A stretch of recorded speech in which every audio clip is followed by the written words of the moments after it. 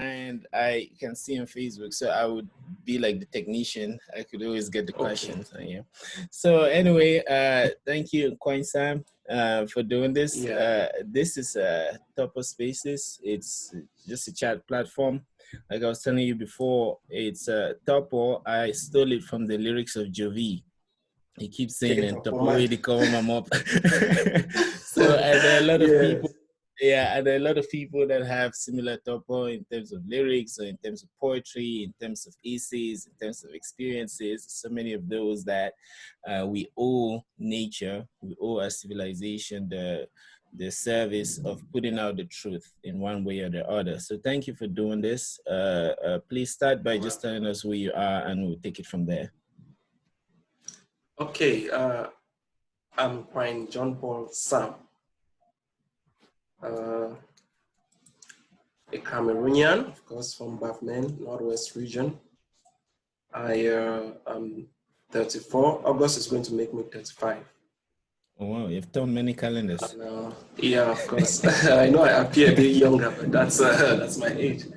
I had my first degree in 2008, philosophy. Mm-hmm.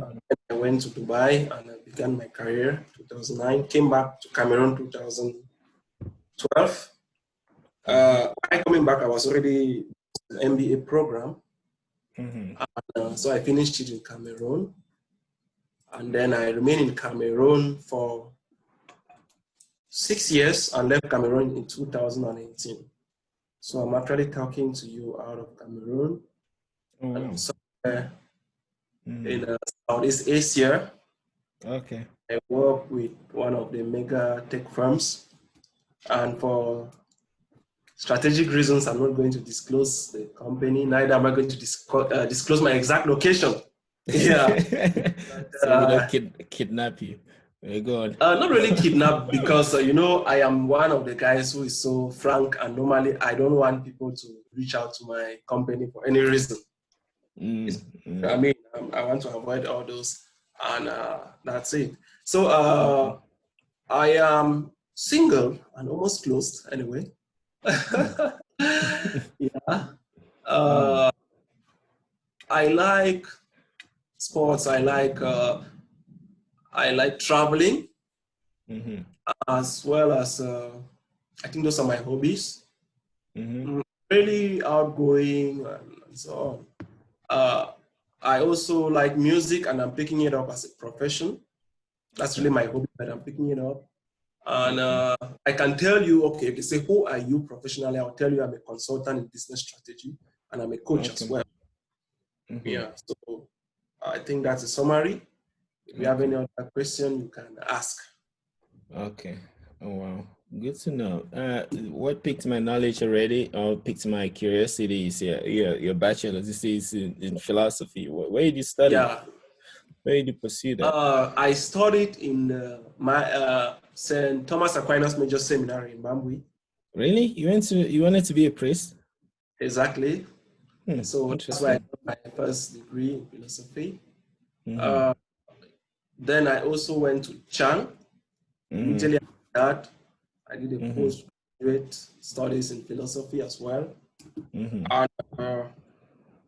I noticed that I needed to be out of Cameroon, and I really just wanted to go out, to have some, kind of different experience.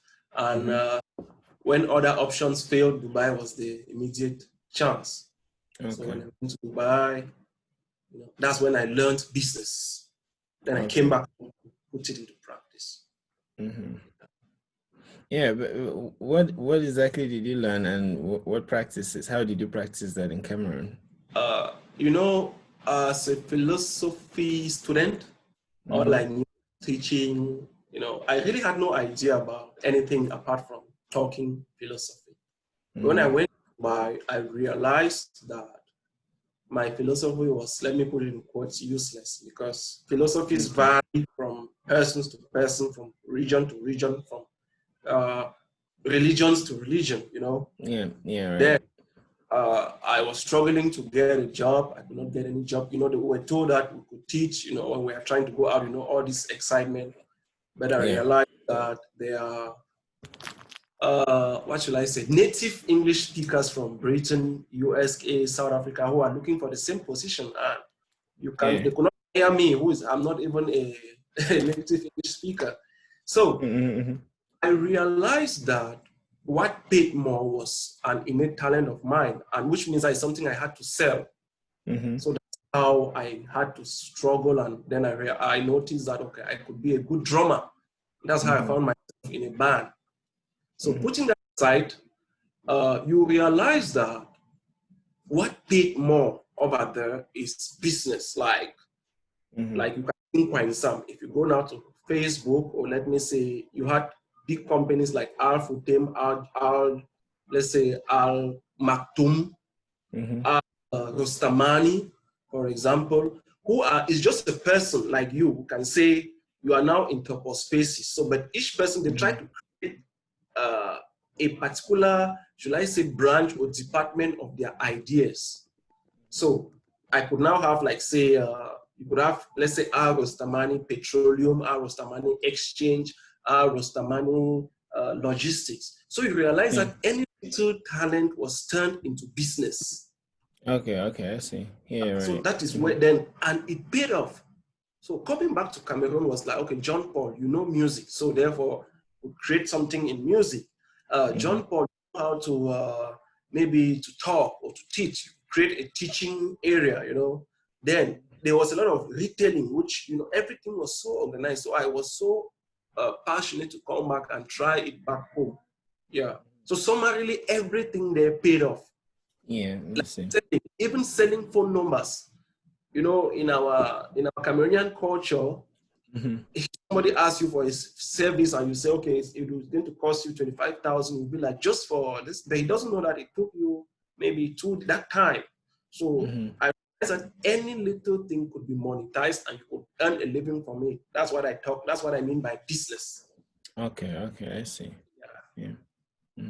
And I'm a little bit surprised that you're out of the country, because a couple of years back when I was chatting with you, I think you're reading a book, you had some sort of an investment portal where you could be as the facade, and by facade I mean positively, where you could be like a facade through which people could interface with you in terms of investing and in terms of making money. So how did that go? And is this still functioning? I just closed up with the last investor, I think last week, like paying them off. Okay. They don't like me to call their names, but most of them invested money and it really paid off. Yeah. Okay. And if I'm stopping it, it's because I want to focus on my personal life for some time as well. Okay, I see.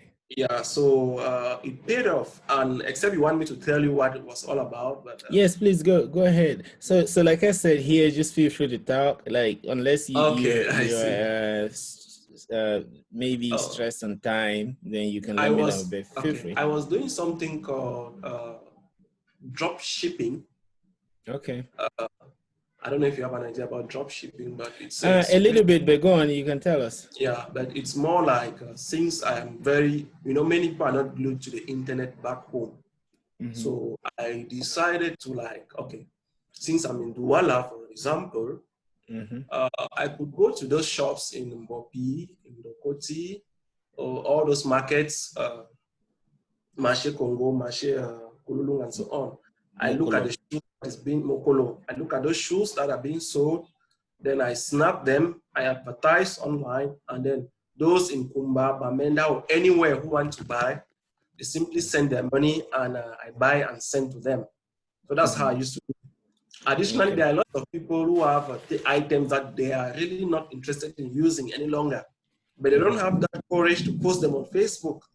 Okay, so I had to take up the challenge, like, okay, whatever you have, just give me the picture I'm going to post, and then I'm going to sell it for you.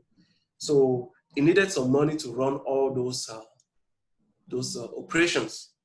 So I made it very cheap. You could invest, say, 50,000, and then you have a 2% almost every month.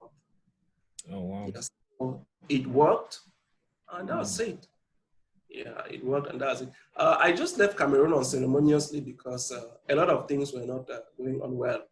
I don't want to blame the government either, because our mentality back home as well was really difficult. Everybody is suspicious of whatever you are doing insofar as it's not linked to the government. Okay, I see. And I could be, as well as, I also had this frustration where I could be struggling to do something. An organization sees it, knows that what I'm doing is very good, and rather than maybe coming to meet me or inviting me, let's do it together, since they'll just get on doing it probably wrongly. And then since somebody believes in the organization, I fall off. So I noticed that I kept introducing ideas and organizations were picking them up. And I said, okay, time is passing. I just told you my age. And this is time for me to go somewhere, focus on my life as well. Because no matter what, I have a life to live. Yeah, true. Yeah, so that's why. Just a note about like organizations like sampling your ideas. Like, why didn't you patent them, or was that system broken too? Because a lot of people do that, and when companies like Apple, Microsoft, and a bulk of the others out there were starting, some of the things is to protect your intellectual activity. Wasn't that like some kind of route that you could take? Why taking off? It was expensive to do that. I think Okay. Yeah, it's expensive, and I didn't have the money. I must be honest. I didn't have that money to invest in patent. Secondly, I needed a business to give me the money that I will use to do something like that. Okay. So I'm not blaming any organization for copying my concept first of all, because, for example, if you want to copy music, you can copy, but it's hard work. So 10 people doing the same thing, and all of us are going to prosper if we are working hard. What I'm saying is, I was overshadowed by their power. So I was really lost. You see, and being lost, it is going to take me more time and more energy. And with the conception of the target market, it's difficult to get them. I give you an example. Yes, please do. After this our session, I'm going to have online classes back home in Cameroon. Okay. And imagine I'm taxing the people 50,000 for just 8 classes, but they are paying because I'm out of Cameroon. That's what I think. If I was in Cameroon, we offer that same class for 2 months and even for 25,000, and they will not pay. You see, so those things, it all, I don't know how to explain, but that's the situation. That's how it happens. So the people they believe so much in people who are making it already. Okay. I give you another example. I wrote a book on business, how to do business, how to make money, okay? Yeah. Everybody will be like, how can you be teaching us how to make money when you don't have money? But they forget that those people I am struggling to teach are the people I expect to pay me to have the money. There's nothing wrong in asking the client to pay you. So it's like I've stopped what I'm doing out of Cameroon so that I can come home and teach you so that you pay me so that I make the same money. I see. When I come home, I'm no more earning out of Cameroon. But you are like, no, I want you to show me that money which you claim. But the irony is I cannot make money and teach at the same time. So those mentality, that's why I say the mentality back home was really difficult. And since they want to see you making it, okay, I'm out and I will not deceive you, I am making it.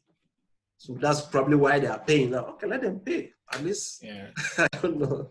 I see.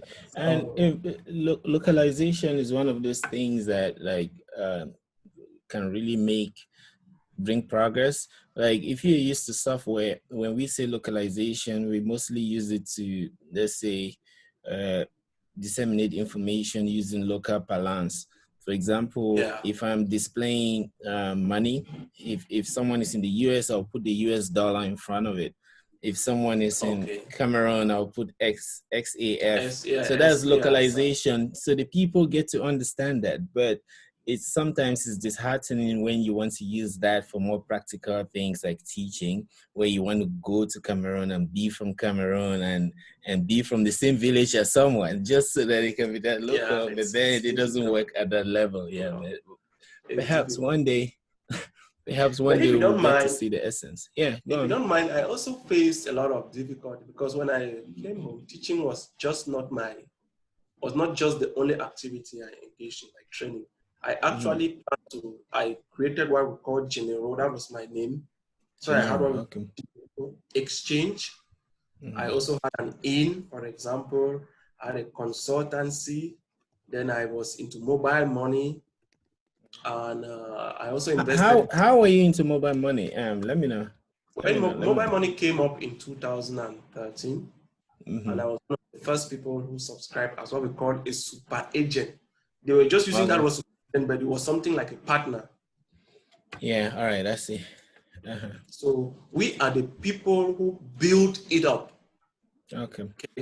That's when I say build, like we are running left and right, convincing. I used to pay people to subscribe. Imagine, but now people are rushing to. So I used to pay people just because I wanted to meet the target for registration. So pay them, like, give them incentive. Let me use that right word. Yeah. So, but there are a lot of issues that happen, and I think I don't know if your platform accepts some of those complaints, but man, just do what, like you said, it's talking. But, I give an example. Free to learn. If we make a mistake, I'll learn. When I had the inn, an inn is like a small hotel. I don't need to give you all those description, but you get somebody from the taxation will come and use it. He doesn't pay because he tells you, I'm working in taxation, so I'm not going to tax you. I'm just going to put you like a bar. You get. Why didn't you report him? Why didn't you report him? That's how you bring change. You don't. I don't have to tell you that I reported a lot of people and it rather because nothing was solved. Okay, I'll give you a clear example. Let me give you a clear example. When I had, it was a big land. Let me just give you an example of reporting. Yeah. Okay. It was a very big area, and I drew up a plan to renovate the place. It was 27 million francs. That was a plan. Okay. Plan. So I went to a funding business in Bamenda. This business that claim to fund projects. Yeah, right. The owner, a young man like myself, slightly older, told me he could fund that project. It's a good project. So it will cost around 800,000 for me to second year to the dossier. So I had to begin compiling whatever document I needed to submit.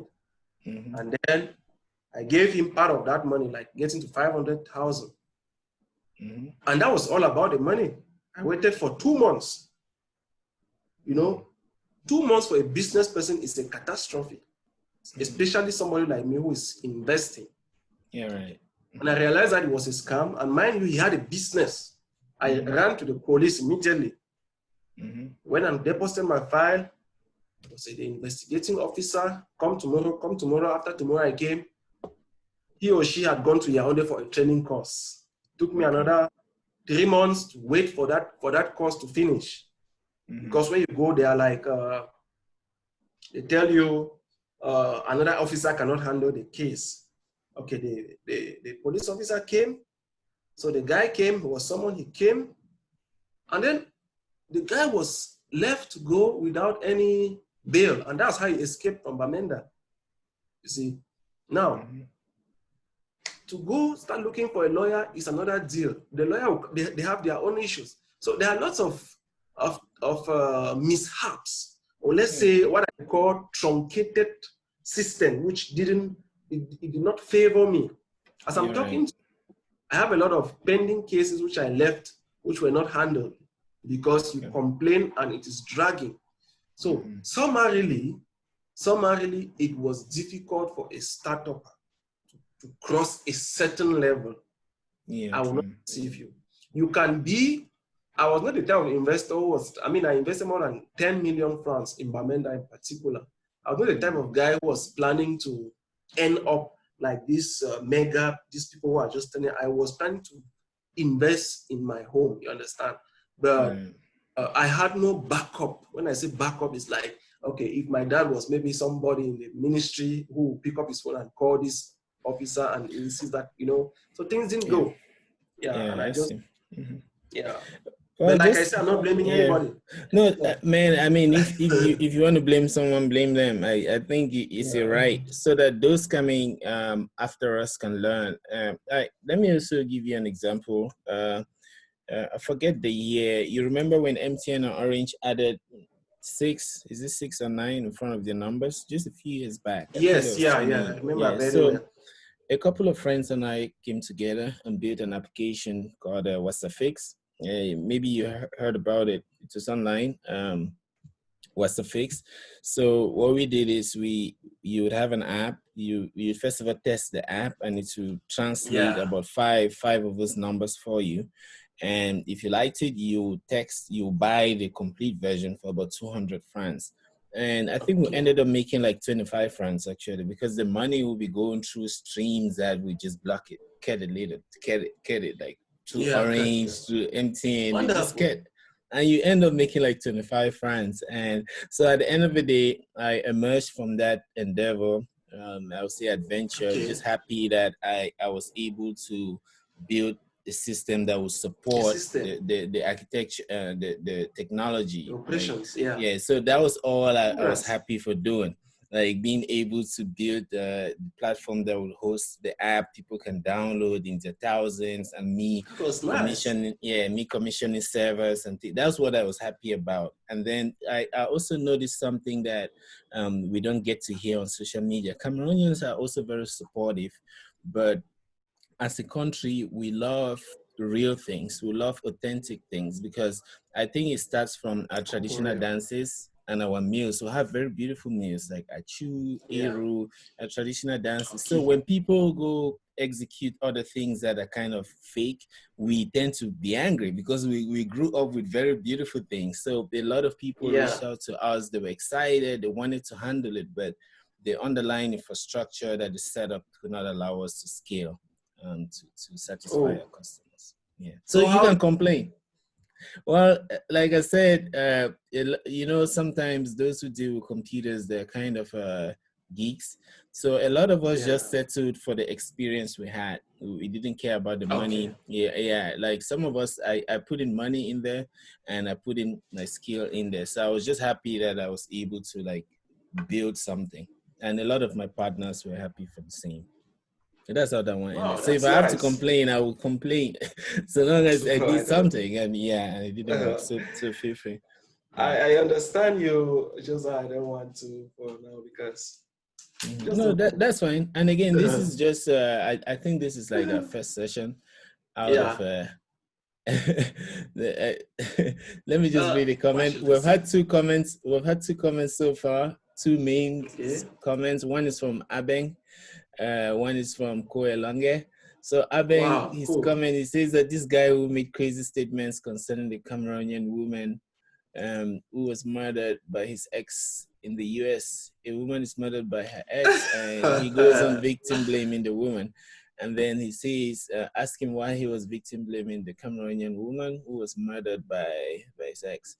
And then the one from Kwe Lange is Nkwain Sam. This is going to be one hell of a controversial show. I love it. Yeah, of course, because I'm always So, at hits like yeah, that. I'm Yeah. just hinting you. I myself have been seeing your posts, and I'm like, well, let's Yeah. warm up. We'll get to those. So You're playing. You're playing. in doing business, I think there's also some kind of stigma in the field of philosophy in Cameroon. I say so because I went through that when I was in high school. I studied biology, chemistry, mathematics, and further mathematics. And when I heard of philosophy, I was like, no, I don't want to grow mad. And a lot of people were saying that too, thinking that when you studied philosophy, you were kind of setting yourself up for madness.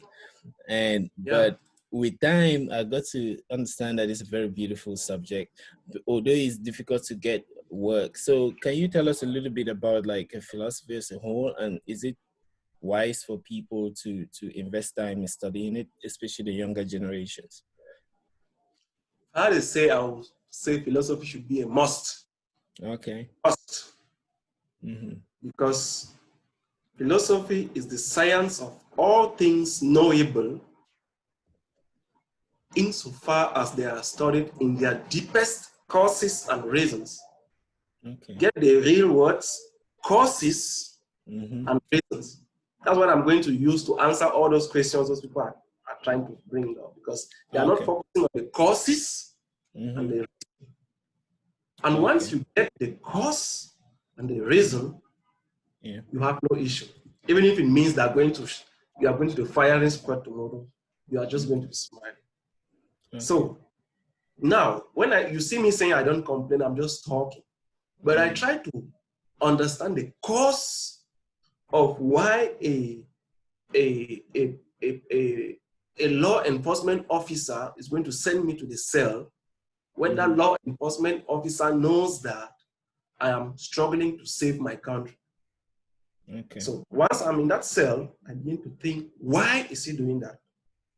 You know, the cause of it first, and then the reason. And when I get it, I am okay. I march into the cell, and it's okay. You understand? Okay. So now, I give you another issue. You see, we just do. We just do things at random. We just do things at random. I'll use some of these examples of what should I say? People, look at these people who just finish the university. I don't know if you went to Boya. They graduate. I went to Boya. I was in Boya for a very long time. Graduate like thousands of students each year, and they are sitting around doing nothing. Whereas all they need to know is to think. And as a philosopher, you learn how to think. Okay. Meaning that I will not deceive you. One of my best period in life has been this lockdown. Unfortunately, it's caused by maybe a pandemic. Why do I say best? Because it has given me time to sit alone and think. Okay. Close Facebook, close WhatsApp, put a lady or a man somewhere alone, you have killed them. Whereas it's normal for them to sit and think. So just to cut the long story short, philosophy helps you to think. People think that philosophy is limited to the classroom. I just told you I'm working in a mega tech firm, meaning that, but I didn't do what you call coding, okay? But if it comes to data analysis, if it comes to finding bugs, if it comes to noticing, philosophy is the backbone. I don't know how to put it. It's just the backbone. That's why they PhD. I mean, a philosophy in whatever you are doing, PhD. You understand? So when they say you have a PhD in whatever, it means that you have a philosophy of that subject. That's why it's called a PhD. That's actually the meaning of philosophy of coding. I see. So imagine somebody doing the philosophy of almost. So philosophy is the back, like the foundation. There is a question flowing in from Abeng. He says that, Abeng Emmanuel, I think two of you, I would like to put you both on an episode so that you guys could chat. Abeng says that Abeng's comment is, he says he's a philosopher, right? Asking if he understands what Stephen Hawking meant by philosophy is dead. Okay. You can answer that, and after that, I would also like to take a go on the question. Yeah. What did I define as philosophy? You said it's the science that deals with the causes. Yes, insofar as it deals with the causes. Naturally knowable. That's, you don't use faith. It's your reasoning. Okay, science of all things naturally knowable, insofar as they are studied in their deepest causes. Reasons. Yeah. So if I tell you that I'm studying this cup, the cause of this cup and the reason of this cup, and then you tell me that philosophy is dead, I don't understand. I don't know. Yeah, I mean, true. So whatever you are studying, study it in their, when I say study it in their deepest causes, means, okay, wherever you are, maybe you are in the US, why are you there? What's the reason? Okay, you just keep going backward until you get the reason, the cause and the reason. You're right. I see. Mm-hmm. So it's like sitting and saying, okay, you are dead. Are you dead? No, I'm not. Maybe I am. maybe I'm dreaming that I'm not. A dead person by biology means the person is like, let's say, completely finished. The cells are not working, it's not multiplying any longer, they are not living. Yeah, so philosophy is reasoning in their deepest causes and that's all. That's just all about it. I would like to take a go at that. Yeah. Okay. Yeah, so Abeng, he says philosophy is dead. I would also like him to explain, but he will probably be on this show. Abeng, I promise you, when you come, you have to tell me all these things that you mean.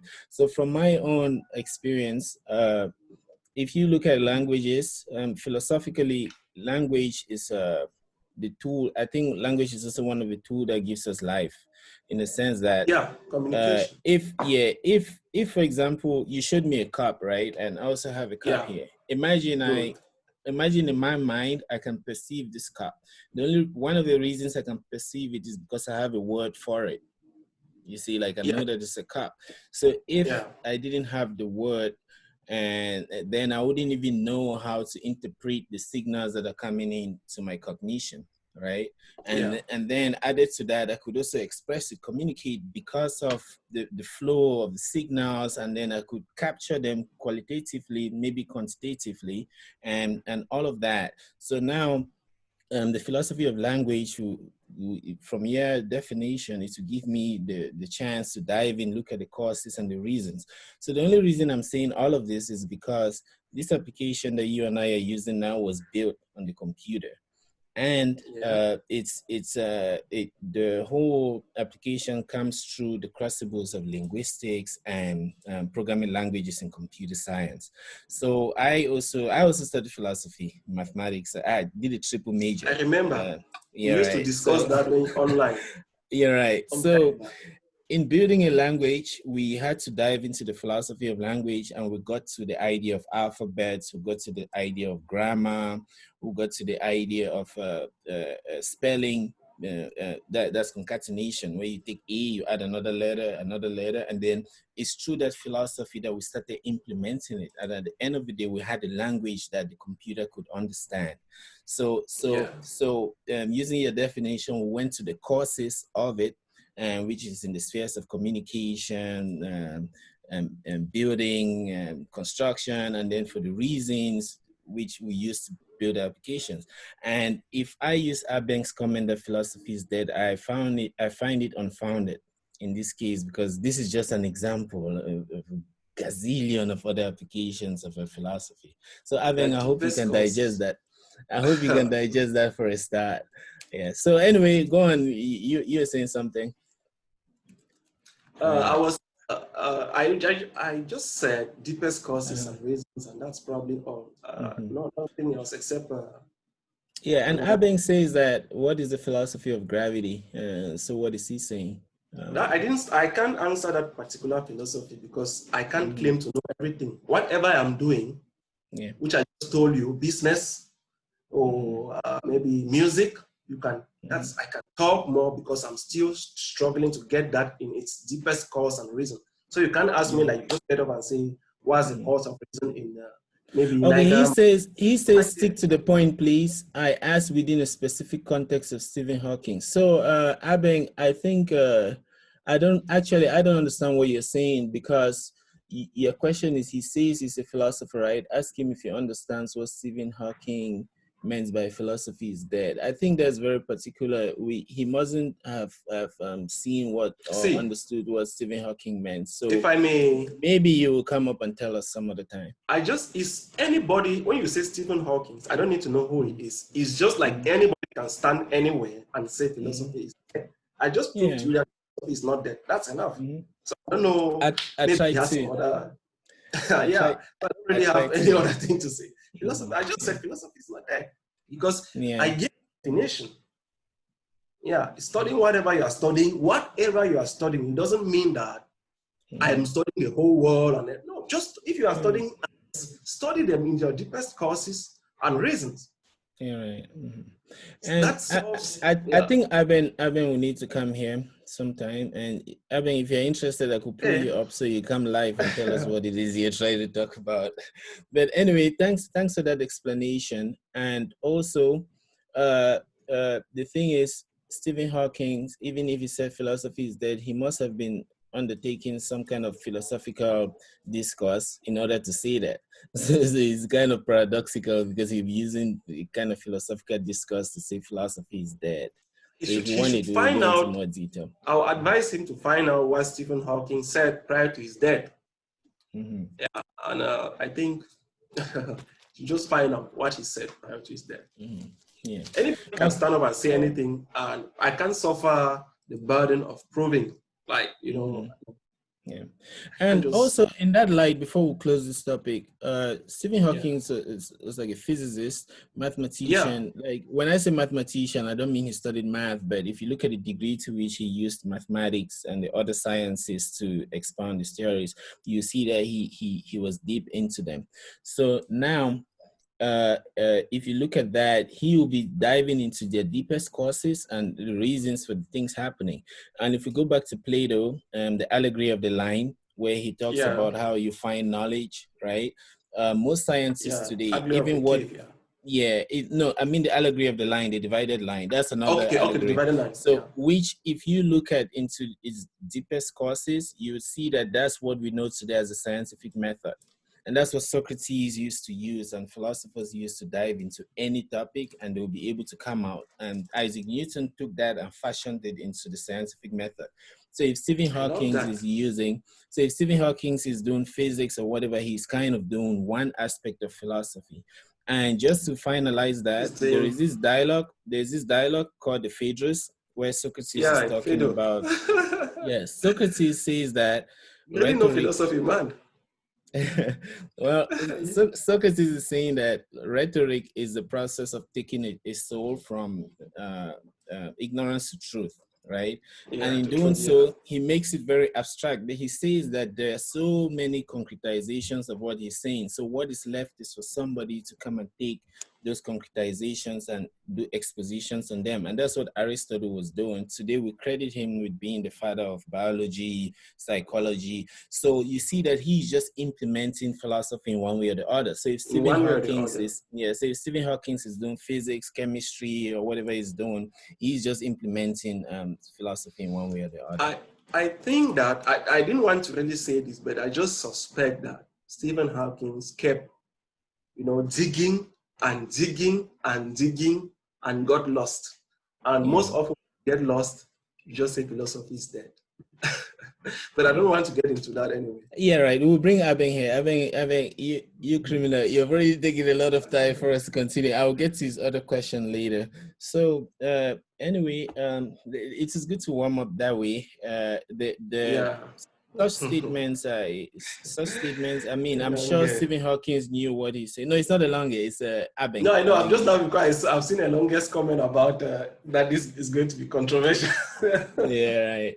Yeah. So, okay, I think we should just dive into Aveng's first question then. He was saying that his first question is that ask him why he was victim blaming the Cameroonian woman who was murdered by I think he was saying by her ex.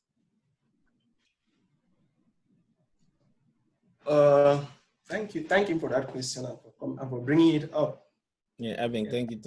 Because normally he has asked a very general question, and I would have loved him to put it in specific, wherever I blame, because I don't just want to say I was blaming the woman. Okay, but I am using that situation as an example of what many Cameroonians, especially in their 40s, are going through in the USA. First, I told you I came back from Dubai. I spent 6 years in Cameroon. And summarily, I lost a lot of millions. I lost time, okay? Yeah. It's not once, it's not twice when I felt like picking up a gun and shooting somebody.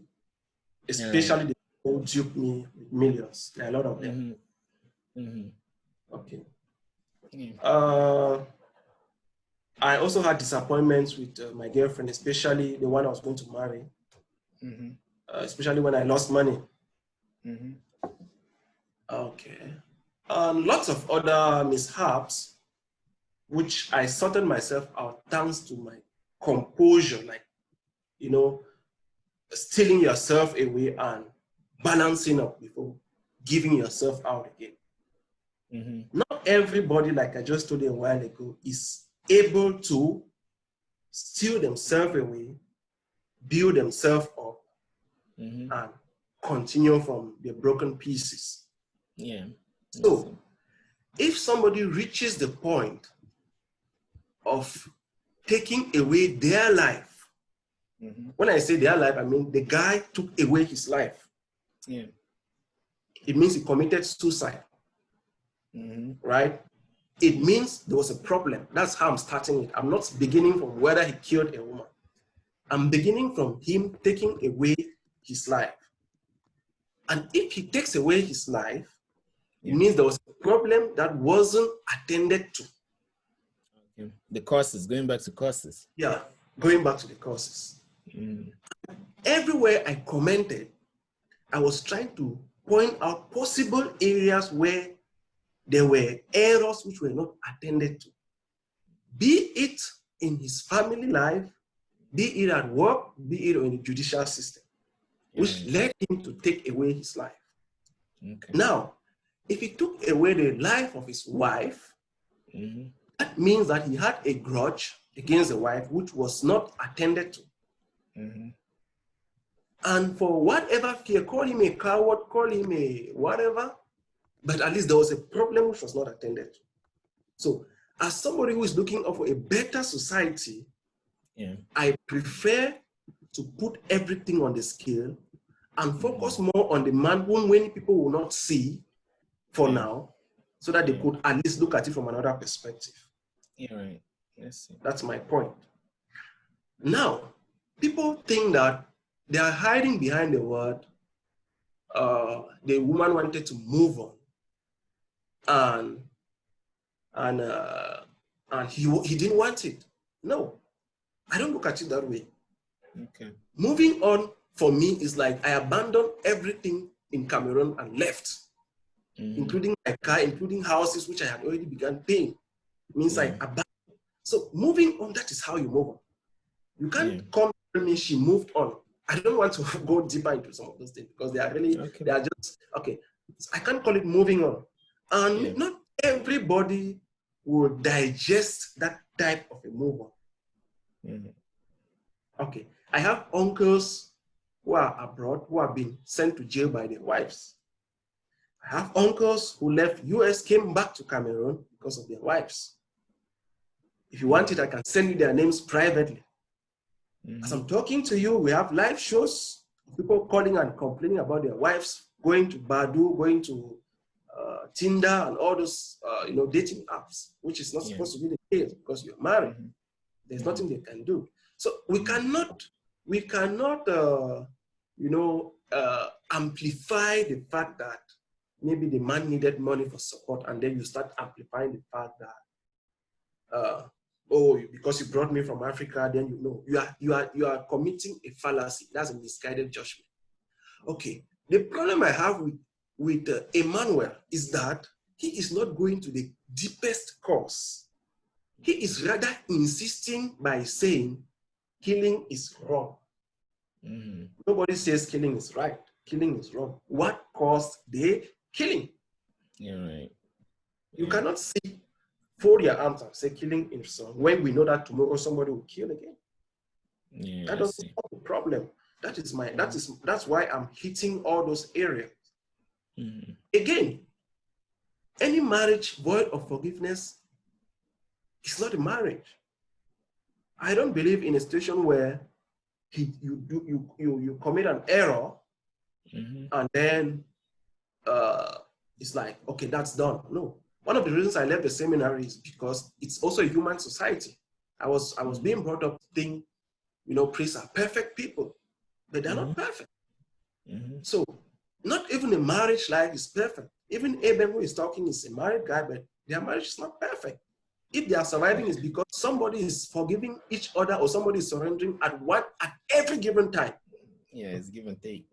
Yeah. So that's one thing. I give another point. How do you go on Facebook and you are telling me, a married woman, I treat you the way you treat me? What is that? Do you mean that when I'll be old and incapacitated and I'll not be able to help, you means you will not help me? Yeah, true. I'm now 35. If I get married to a girl of 20 years, it means by the time I'll be 90, she will still be maybe 70. It means that she's stronger than I am. I rely on her for help. I am at her beck and call at that time. I want to tell you that there are certain girls who are running after me. I cannot marry them any longer because they said something 5 years ago. They cannot date a poor guy. I mean, I'm a business person. One day I'm going to be poor. I don't know.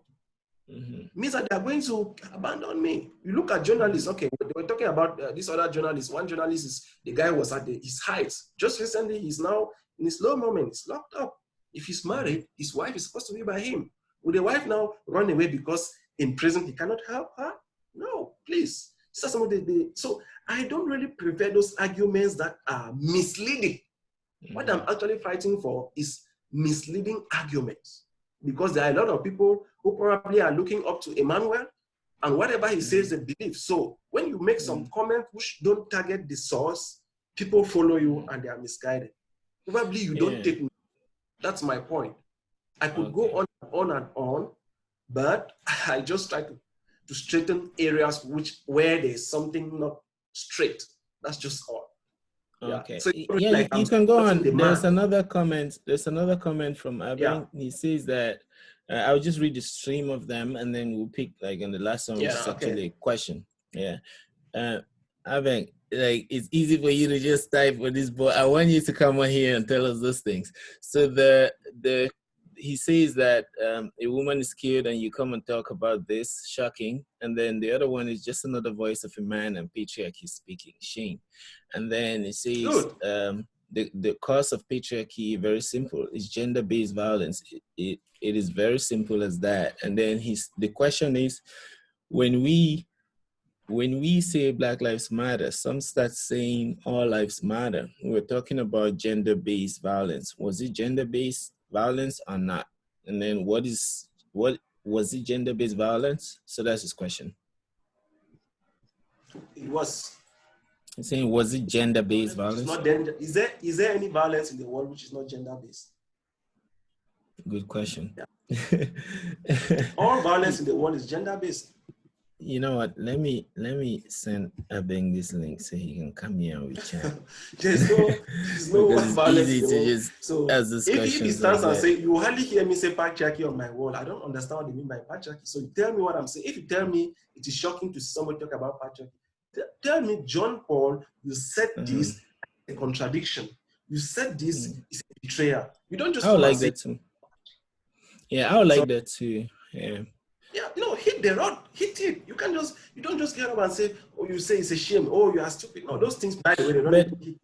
If I get your point, it looks like you're saying that you're trying to look at it from an objective point of view, and from an objective point of view, you're looking at the causes of everything and not just trying to be one-sided. Although, so is it that when you're talking about the man, you're looking at it from the man's point of view, and then when all causes from the man's point of view, and then when you're looking at it in terms of the woman, you're looking at it from the woman's point of view?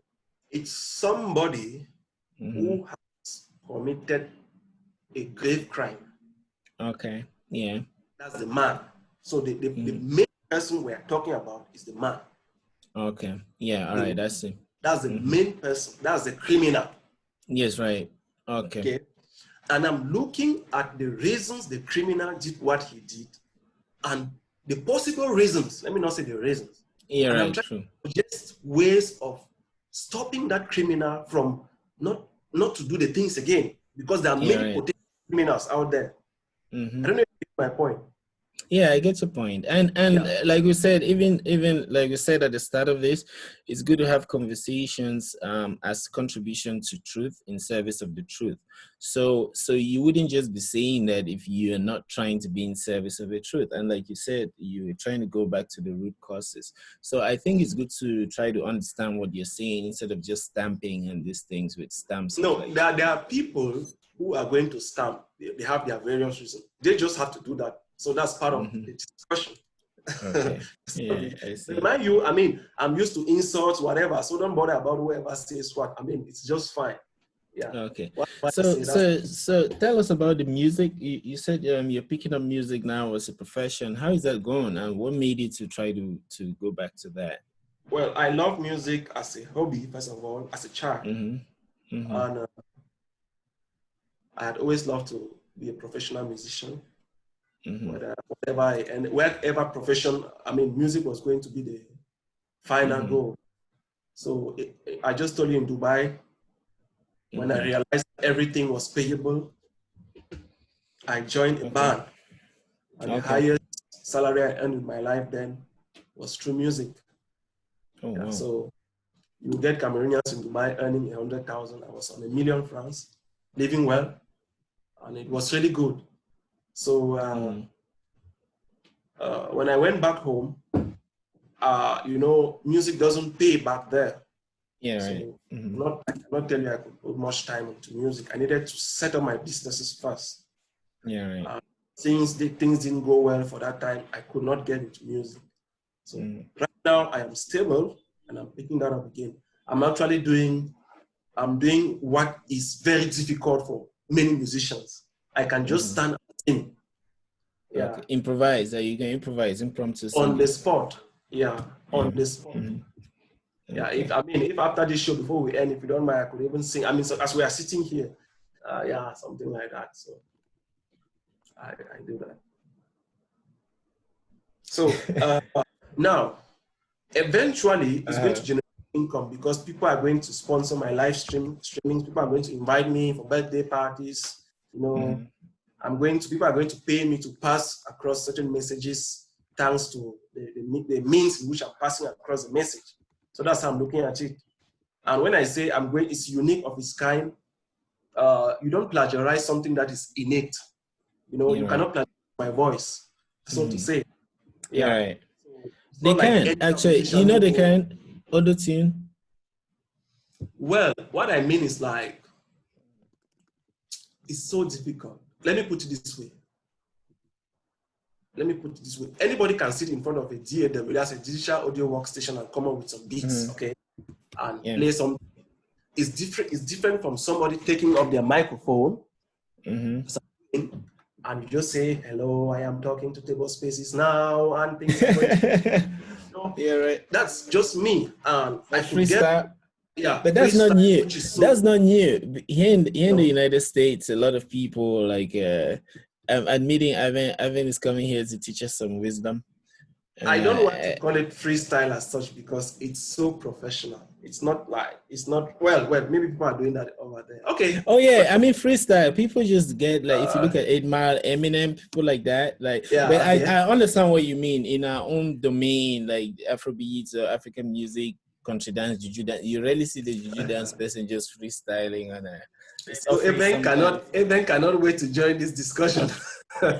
he's actually working, even I though we're don't going back and forth. freestyle as such because it's so professional. It's not Uh, maybe people are doing I mean, you may have to that. mute your Eminem, people like Facebook. that. Like, yeah, but I understand what you mean. You know, You see that? Let's just wait a second for having to join. okay. Yeah, hello. Hey, Yeah, welcome, Eben. welcome, man. Come behind the keyboard. It's easy for you to say any kind of thing. So just jump on here and tell us what it is that you think that Maybe we while don't we are think you're debating, you telling could us. be the arbiter. So we give ourselves like maybe 2 minutes you talk, 2 minutes I talk. It will make things.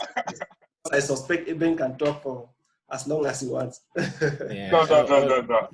I I prefer mean, to we can listen. see you. We can see you. Please, can I just be on audio? Okay. Okay. Okay. Yeah, all right. That's good, man. Yeah, that's good. So, Aben, like, you also, as someone who is very active on Facebook, Yeah. Yeah, it's very, very active and so blunt. Yeah. So it's good to Yeah, have and you on here. I mean, I used to actually copy his writings and keep when I just got to know him. Especially, there are some really salient points that he raises all the time. Okay. I'm not going to tell him some of those anyway. Okay. So I think we should start with the hardest. The hardest is the one that Aben thinks that you are kind of like supporting patriarchy, and he thinks that it's a gender-based crime that you're kind of supporting. So maybe we'll take it from there. So Aben, do you want to launch your attack or launch your solution, whatever it is? Not really an attack, but I appreciate you guys invited me on the show. And Nkwain Sam, thanks so much for being civil as well, and to welcome the conversation. Although I disagree with you, but that's the democratic spirit. We must not agree all the time. Of course, yeah, of course. Cool. And I'm really happy that we are talking. Sweet. But when we look at, okay, to be specific, I want to be precise and concrete. What happened in Ohio with the woman losing her life, and she was murdered, right, by the husband? Yes, she was killed, yeah. Yeah. Okay, to start talking about the problems that led the man to kill the woman is a whole another conversation. But but to be specific, we are dealing with something again, gender-based violence. And that's what I like to, gender-based violence simply represents the violence in which, the domestic violence which women experience from an intimate partner. Okay. And we know the statistics. Thank you for that definition. Yeah. So it's a big issue because globally, internationally, women are indiscriminately killed by their husbands. So it's the same thing. It's the same thing when we talk about Black Lives Matter. We cannot say, okay, all lives matter or white people's lives matter. No, the focus is on women who are being killed. The focus is on Black people who are being killed by the police. Okay. So this case of the husband, and we also have to take it into perspective that us men, maybe white men, are way more privileged than, with the white benefit. I mean, yes. Yeah. How do you call it again? Nice, by the way. White privilege. Yeah. So, but as a whole, us Black men or us as men, be it Black or white, we are way more privileged than women, or we have more benefits than women historically.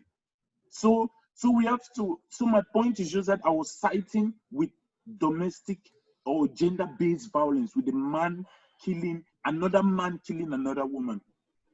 Okay. Can I talk? Yes, please. Yes, please. I first want to declare here. Actually, I used to just keep some of those facts, but I want to let you know, and all the women who will be watching this, that they have helped a lot of girls. Even there's one girl who won 100 million francs in Cameroon. Check the project the project is still in my box. I was not even thanked. Okay, there are girls that I've housed in our house. I didn't even touch them because they were maltreated. There are others I met in Widikum and said, pack your bag and go home. There are lots of them. As I'm talking to you after this show, I'll be directing another girl who is working on parts for young girls. There are just so many. Okay. Yeah. So I accept our girls suffer a lot. They are raped even by their husbands. They really suffer. And the worst part is that, in Africa, the woman is sent home after giving everything to her husband. So when there's a marital issue and there's a separation, she leaves. It's painful. I know all those, and I accept. It's unfortunate. If that's what you mean by patriarchy, oh my God, that's really something bad, which I'm doing my best. I just gave you a few examples. There are others, I buy books and send to them. Unfortunately, maybe they are scared to post my name on Facebook because I appear controversial. Fine, but we discuss every day inbox. Okay, one thing which I'm insisting on you, Eben. If you don't mind, even after this, we can discuss politics. You talk on politics, and I like that. I have some. I always want that we should solve problems holistically. Holistically. Let me give an example. I challenged people the other day. You are in Europe, Eben. Kobe is surely in the USA. Take a survey of the number of Cameroonians who are married.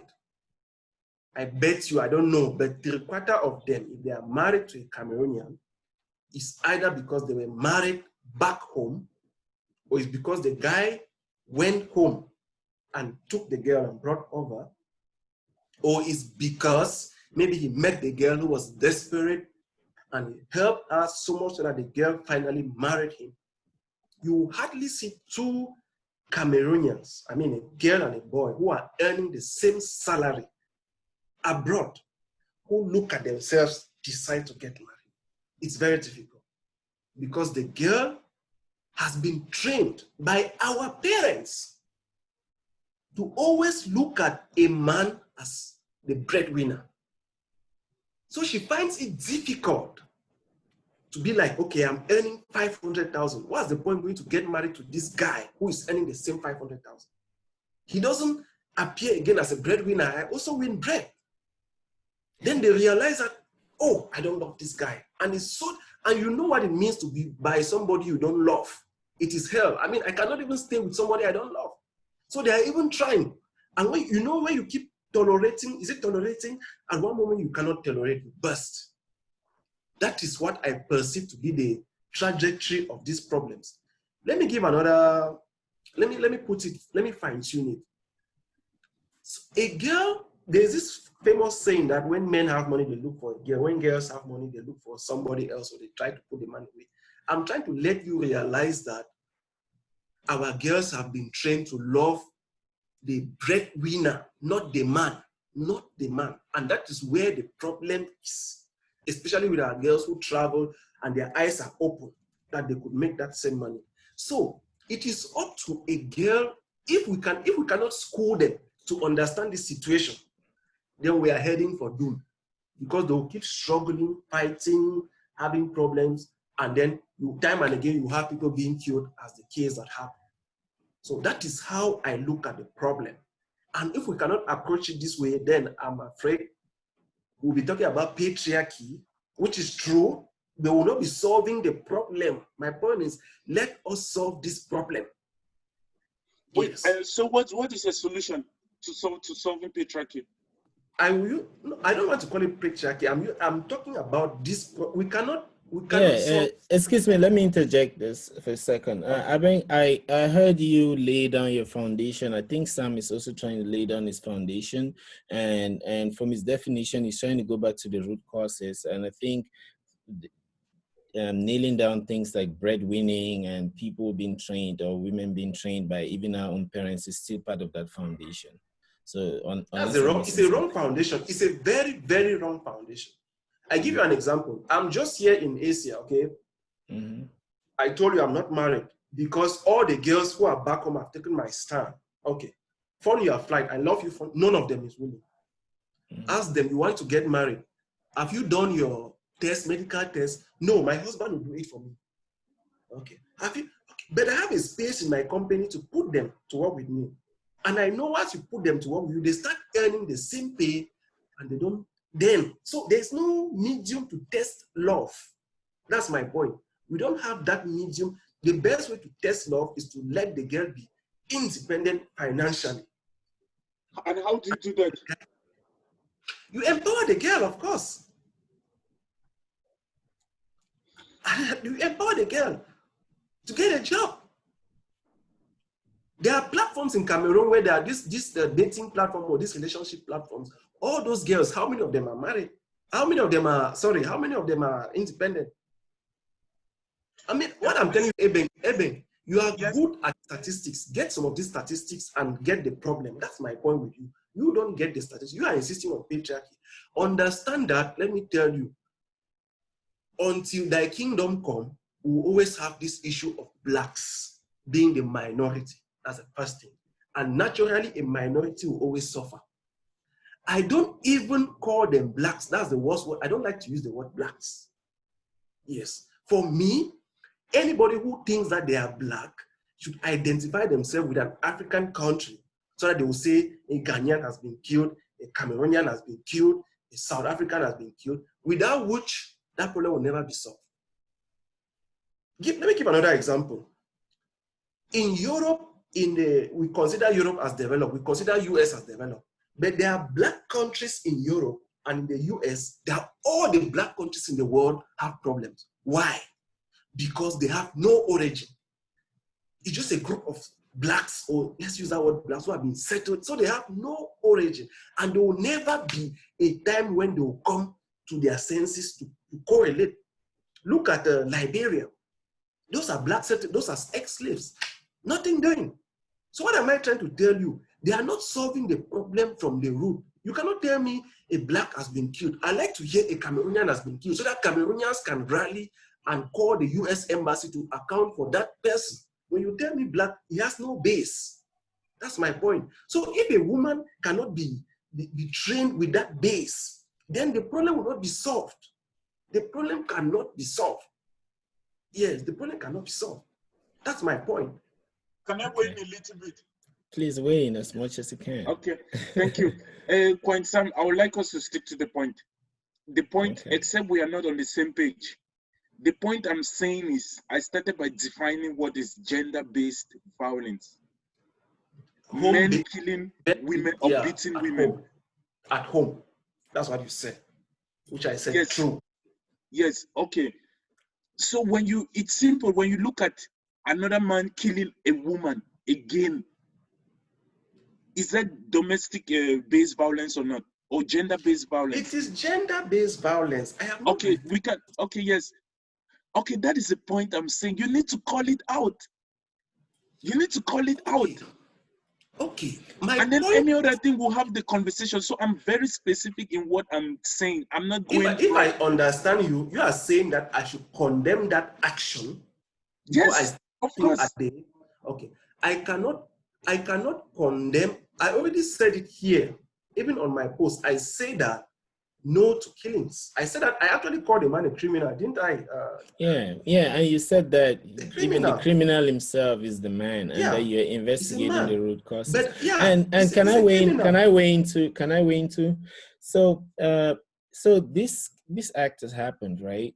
And if we look at conversations as little streams that burst out from a root source, there could be an infinite number of those. So what if what Abeng is saying is one stream of conversations that people could travel on, and then what you're saying is another stream? So should we just focus on one stream at a time, or is it possible, both of you, for different streams to erupt from that crime, and then people keep talking from those different streams? Is that possible?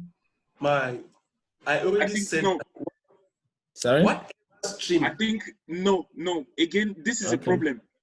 Who are those talking now, men? But you spoke about democracy. I mean, you spoke about democracy. So that's why I gave the roots. That's why I painted the page where you have something and then different streams are coming out of it. So if you use words like democracy, and then we go back to, let's be a bit philosophical, for every given point, an infinite number of lines can pass through it. So at the point of the death or the crime, an infinite number of lines can pass through it, which are like conversational lines. So do you think, and with the assistance of democracy, that we shouldn't have those lines which are targeting particular aspects of the crime? I think there's a difference between democracy and what is.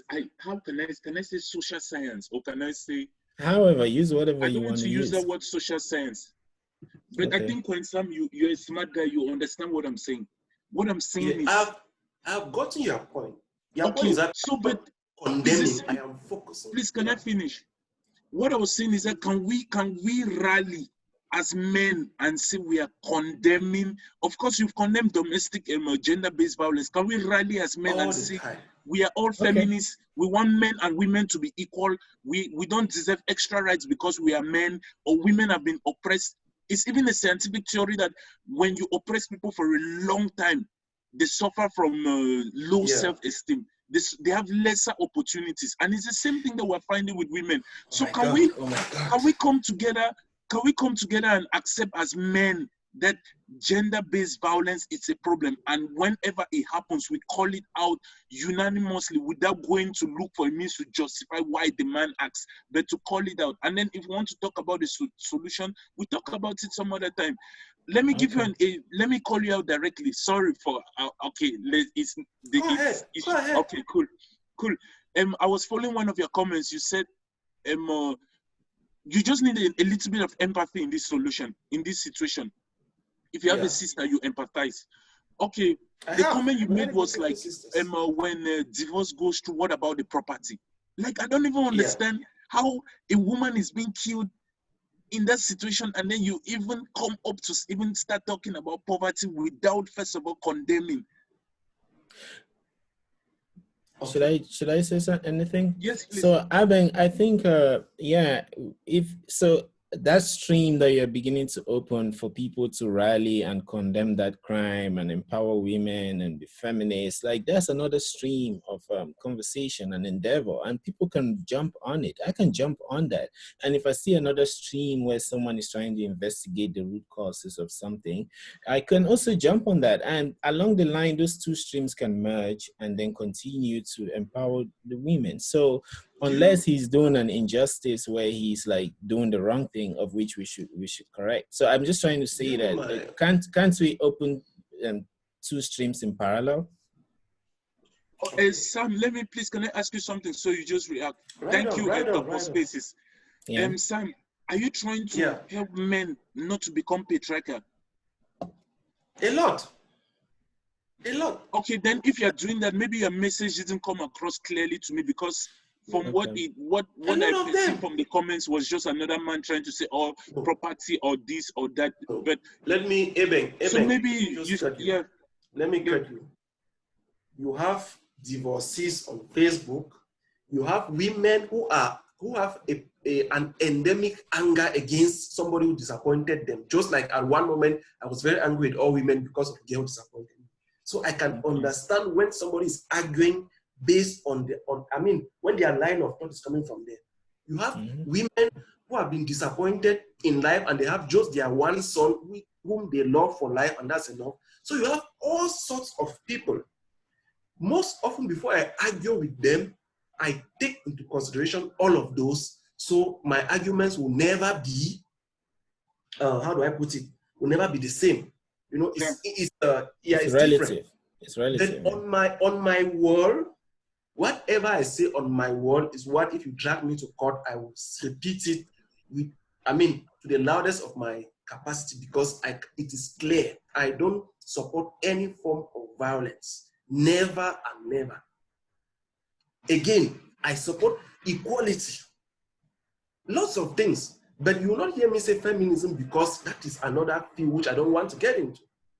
That's so whenever you look, that's why I was telling you, before you bring in an argument, we could go to the imagine me trying to say something on rape and a girl just comes under rape is rape.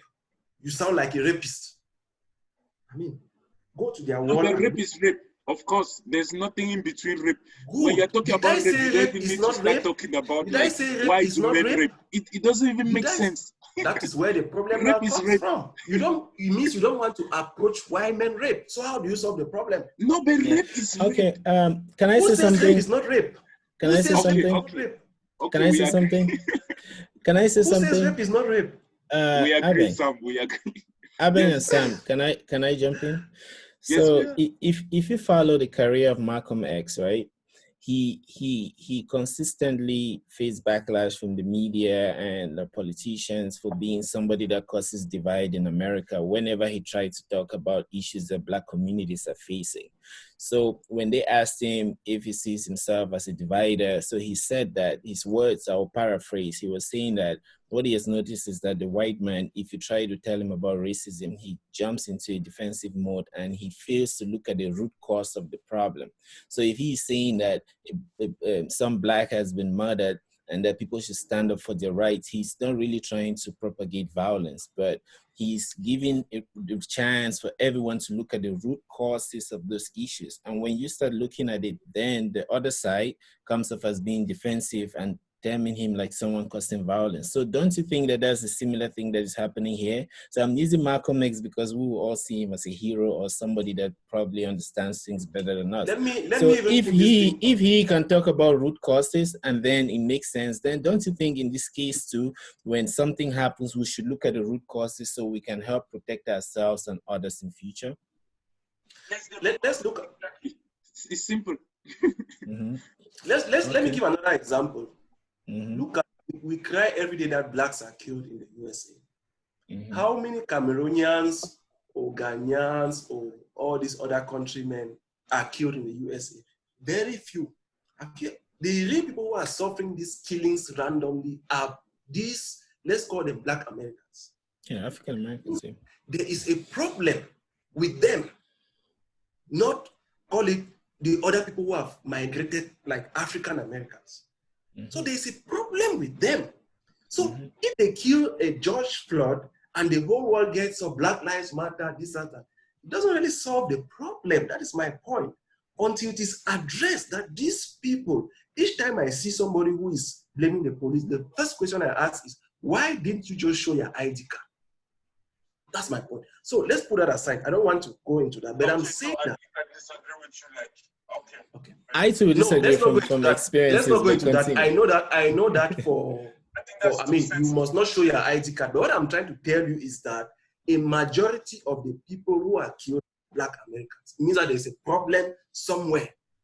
Mm-hmm. If you heard that, okay, a Cameroonian was killed, maybe after 6 months, a Cameroonian or a Ghanaian, there should be a problem. There should be a problem. Let's not go into that anyway. It goes to the same thing I'm talking about, the women. If they keep suffering something, there is a problem which we need to address.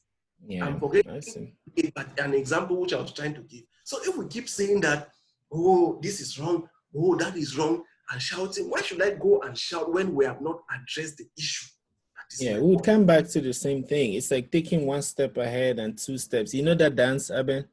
And I mean, as you know that dance where there is a problem and then you rush to something you think is the solution, and then you come back 10 steps backwards. It could be some kind of okay.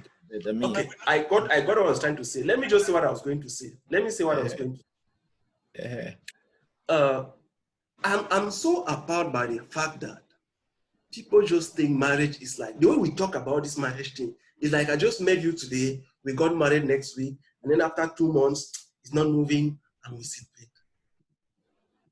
I don't know, Eben, is that how marriage is? I think it's a garden. I am married, actually. No, I am married. I think it's a garden that you work on every day. Okay, but before you decided to marry and dare to use that word for better, for worse, in sickness and in health, for good or for what, till death do you part. You took time before you pronounce those words, if I want to believe. Yeah. And you took time to decide that I want to marry this woman. Mm-hmm. Did you just get up and say, okay, I want to marry her? And I prayed about it. No, she wanted to. Yeah. So get up. So people like us who probably are not willing to shock certain things. We don't marry, and we are happy, and we are not jealous of those who are married. So why do you, Harry, go there, get beaten, swollen eyes, swollen this, and they, I mean. Anyway, this is something that I think we could have another session just to talk about this. If I understand you guys, Abeng, if you want to start a rally or some movement to stand behind, I would gladly jump on it, especially if we're targeting the root causes. So perhaps you can launch that campaign very powerfully. But I don't think it would be wise for you to jump on it and forget that there could be other streams of endeavors that people can take. You see, so I would love to support if there's anything that serves for the truth. So can we move on to the next point about philosophy is dead? So yeah, so Evan, jump right in. You can say what you had to say, but know that this one, you're taking me as a challenger because I'm very interested in that argument. Okay, it's very simple when Stephen Hawking Yeah. says that philosophy is dead. What he's specifically saying that philosophy cannot keep up with science. Okay. But okay, there's one thing we have to understand: the basis of the scientific methodology or the basis of epistemology or ontology, that is philosophy. Okay. Yeah. Sorry, let me close this door. There's some noise. Yeah. All right. Okay. Take your time.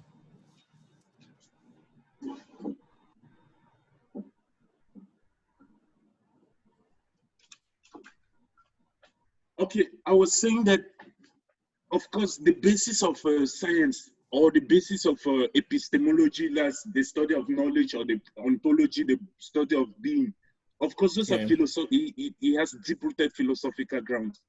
Yeah. But what Stephen Hawking meant by science is dead is that, philosophy philosophy is dead.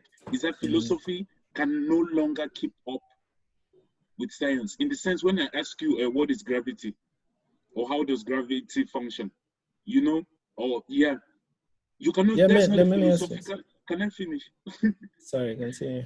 That's philosophy cannot answer that question. Of course, even the black holes. We know the black holes. We know, like, when it comes to producing medicine, when it comes to like scientific medicine, when it comes to like building a spacecraft, like when it comes to evidence, concrete evidence that we need in understanding like the world, why the laws of nature, all of those things, quantum physics, quantum mechanics. You know, that's what Hawking simply meant by philosophy is that it cannot keep up with science. Okay, assuming that he is right, even though I think he is wrong. Do you think that because philosophy cannot put up with certain aspects of science, then philosophy is dead? Is that not an overstatement? No, I wouldn't. I understand what you mean, but I think personally philosophy is dead because philosophy proves nothing. It's only like a dialectic. No. It's like philosophy is not out. Philosophy is not out to prove. Philosophy is out to understand the why and the reason. That's all. Well, can I jump in? Can I jump in? Yeah. Yeah, I think it can also prove, and let me give you an example. Abeng says gravity, for example, that philosophy can't explain that. If you look at the progression of philosophy from Plato, he's mostly called a rationalist because he would think about things, right? And then Aristotle came that he was kind of an empiricist. He wanted to conduct experiments. So you have two schools that streamed out of that whole endeavor. And then Galileo is the one that actually went out and started conducting experiments. You have people too like Kepler, but mostly gave laws. Isaac Newton then jumped in and gave us his laws of gravity, which he took experiments from, and he created calculus and other things. These were also philosophical adventures that gave us concretizations in terms of physics, right? Okay, so let's look at Einstein, since you talked about gravity. Look at Einstein's theory of gravity. He looked at it from another point of view. If you have a trampoline or you have some kind of mattress, right? And then you take your television and put it on it. If your television is heavy enough, it's gonna like create some kind of a bend into that mattress. And if you put your cell phone, if the television is very heavy, it's gonna create that bend in a way that it's just the cell phone will start sliding towards the television. So Einstein explained gravity in that way. He's saying that space has this space-time. There's a fabric called the space-time continuum, and then the bodies, the heavenly bodies, sit on it as that television set will sit on that mattress. So now, because of its mass and how heavy it is, it can start attracting other things like the earth and those smaller bodies. So the sun is really massive. And so now that's where he studied his theory of gravity. And that was actually a philosophical pursuit using thought experiments, of which if you dive into philosophy, you'll be able to study rhetoric, you use analogies, which he used. And again, Einstein, when investigating gravity, he used acceleration. You can look at this experiment of the elevator where he said, if you're in an elevator which is in a vacuum and you're falling, how will you feel? These are philosophical pursuits. And now I will back that up with data, because all the scientists of Einstein's time told him that he's not a scientist, that he's a poet. So he's a poet or he's doing like philosophy. So imagine that he did philosophy and came up with these findings that help us today. Satellites are out there working thanks to some of the theories that Einstein brought up. Even the color of gold is explained by what Einstein did. So if Stephen Hawking is saying that philosophy is dead, there's someone like Einstein practiced that, then what are we talking about? I think that right? Yeah. Oh, Sam, you can go in. Sorry, I spoke. You can go in. I just think that, like, maybe you prove me wrong, but this is my opinion. I just think that the guy meant, like, you know, if you keep going back, regressing and checking, you know, the causes and reasons of everything, at one moment you'll be lost. And probably that's when you may dare to say philosophy is dead. That's just my, like I told you, that's the one sentence I have about what he's perspective as well. Okay. Of course, but that's. And I give an example. Hope I was not talking nonsense. I was trying to show you practically you gave a nice one. It's not dead. Okay. But it's not dead. It's not dead. So Aben, what do you think? Was I talking nonsense? I have a question for you. I have a question for Aben. Maybe we'll have to book another session for Aben as well. People are going to. I would love to. I would love to get him talk. I have a lot of questions to you. I agree.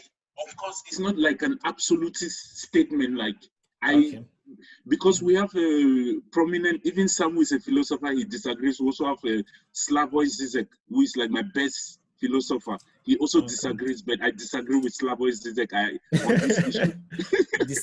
You disagree on the disagreement. Yes, yes. So, yeah, but, all right. But I've dipped into what is okay. I also look at it from a religious perspective. You know, most of my analysis goes back, like the epistemology of like faith, like it proves nothing. You know, religious faith proves nothing. That's another session. Proves nothing. Yes, that's what I was saying. That's the session I wanted to talk about. I wanted us to talk about that one. I'm coming back. Okay, let me not go out of track. Okay, so when philosophy is dead, I mean that philosophy does not prove anything. In the sense that I'll give you an example. It does not take us to the moon. It does not build spacecraft. It does not build medicine. But at the same time, So what? That's not its purpose. That's not its purpose, Aben. That's why I said philosophy cannot keep up with science, and that's exactly the context in which Hawkins played. And I acknowledge that philosophy is the basis. That's what I said about the methodology, the thinking. Good. Which is very important, and we should never miss that. Don't miss that base. If not, but you understand what I mean? Why Hawkins says philosophy is dead? Okay, yeah. I get you, but I cannot say it is dead, and I cannot use an overstatement. I am really afraid of overstatements because they could be misleading. It's like saying there should be no moral instruction because it is church, it is this moral instruction is dead, or because a priest or this is doing some bad thing somewhere. And then the person forgets about morality, which has nothing to do with church or religion. And then they grow up to be experts in science and maybe human morons, you see. Yeah. You agree that philosophy cannot keep up with science, right? I don't agree. I don't agree. Look. Okay. Philosophy, science simply means the application of methodology. That's how I look at science. Yes. The methodology of whatever you are studying. So if philosophy applies methodology in getting inference, then it's a science. That's their own way. You understand? Can we look at Hawking's claims? So first of all, right, Abeng, it's good you brought up epistemology. If you are diving into epistemology, or let's start with psychology. If you're investigating into psychology, there is a point where you get confused. Because if you start drawing circles and having to do with intersections and unions, you see that there's a point where psychology is inside of philosophy, and then there's another point where philosophy is inside of psychology. So people get confused. Which one comes first? The human mind comes and practices philosophy, or philosophy is being practiced and the human mind becomes smarter. So which one comes first, right? There's that issue. So, but then when you dive deeper into it epistemologically, you get to see that one way that people solve that paradox or that issue is that they say that, okay, let's say we practice philosophy until we get to a point where we're becoming very concrete. Then a science is born. And from that part, philosophy has like given you the scaffold or the foundation for you to understand what it is that you're doing. And then that baby of the science is born and you can continue. Yes. So if you look at it like that, then saying philosophy is dead is missing the mark, because it has already served its purpose. And then if we look at so if we look at what Hawkins was also saying, what he's saying is kind of meta philosophical. As if you follow, people say he's talking about the practice of philosophy. So that's kind of meta. He's taking like a step and trying to analyze the concepts. Maybe I just ask Eben. Eben, I don't know. Don't you realize that the fact that you could be right doesn't mean that the other person is wrong? True. Again, from epistemology, especially Bayesian epistemology, things are not binary. You could always have gradients in what you do, or credence. So the fact that you began by asking me questions, which I was very honest to say that's not my domain. So, yeah. So I don't know why some of these guys, they try to put N, or like what we call open-end solutions. No, it's just think everything follow the scientific principles, and that's all about it. I have another point. So if you look at Hawkins, if you read on that his topic, so they say that he says philosophy as seeking of wisdom necessarily includes the consideration of findings of other intellectual pursuits, including physical and natural sciences. So, Aben, in my studies, I did a triple major, philosophy, mathematics, and computer science. So in computer science, so the mathematics, I will bring it in. So the mathematics that we did, that we're trained in as computer science, is called discrete mathematics. And that we do a lot of proofs. Right, we deal with the kinds of proofs like proof by contradiction, proof by induction. That is philosophy, actually. And then we go into things like syllogisms, the deductive one and the inductive one. And that brings me to the argument about Black Lives Matter. So I will just use that and touch on it before we continue. So Aben, if you look at the syllogism from a deductive point of view, we would say that the sun rises every day, right? Today is a day, therefore the sun will rise today. So there's that deduction, right? Okay, now we could say that all lives matter. Black lives are lives, therefore Black lives matter. So whenever I look at people arguing about all lives matter and Black lives matter, I'm trying to show that there's a lot of hypocrisy in the world today. And those that say those that say all lives matter are just being hypocritical, because they are actually trying to admit that Black lives matter, but because of hate, it blurs their judgments. So I think if someone tells you that all lives matter, then they're actually trying to support Black lives matter, but they think they're not. So we can simply tell them that, yes, all lives matter, Black lives are lives, therefore Black lives matter. So I don't know if that makes any sense at all, Aben. Yes, it makes sense. But the problem, again, to be specific, the problem is about Black lives. The problem is not about all lives. Okay, so do you now understand why we say we have to address the problem as it is? Mm-hmm. Yeah, we need to just address the problem as it is. Yes, and the problem is domestic violence. Because all lives matter, no matter what. Yes, and Black Lives Matter because all lives matter. So I'm trying to say that's what I'm saying. So that's the point. The point is that Black lives matter. The point is not that all lives matter. I get it. And I'm saying that most people that say all lives matter, they are trying to dismiss the fact that Black lives matter. So if we look at it in the right sense of the word, you see that they're just being hypocrites. And we can point out their hypocrisy by saying that all lives matter, Black lives are lives, therefore Black lives matter. So you're doing no favor, you're doing yourself and humanity no justice by saying that all lives matter. You're just accepting some fact of which you are trying to understand, not accept at the same time. So we're just being stupid. So to be on the safer side, will it have been better to come up with a slogan that doesn't give room for all these, loopholes? Was it not better to say, okay, stop killing Black Americans, for example? Don't kill Blacks, stop the indiscriminate killings. Don't you It's very tricky. It's very tricky. But what this takes me back to is that if you look at heroes of the civil rights movement like Malcolm X, Martin Luther King, and even Bobby Seale. Bobby Seale, who is the founder of Black Panther, I attended this talk in one of my philosophy courses called Post-Colonialism. He came to talk to us how he started the movement. Yeah. So, and when you hear them talking, they try to be universal, and that's the essence of wisdom. They say wisdom, great wisdom is all encompassing, while petty wisdom is kind of scattered and tries to focus. So, and that's why we say something is general and universal, because it captures everything. So you hear Malcolm X use words like humanity. You hear Martin Luther King doing the same. You hear Bobby Seale doing the same. And in that way, a lot of people can support the cause. So I think, so yes, Black Lives Matter, I accept that very much. It matters.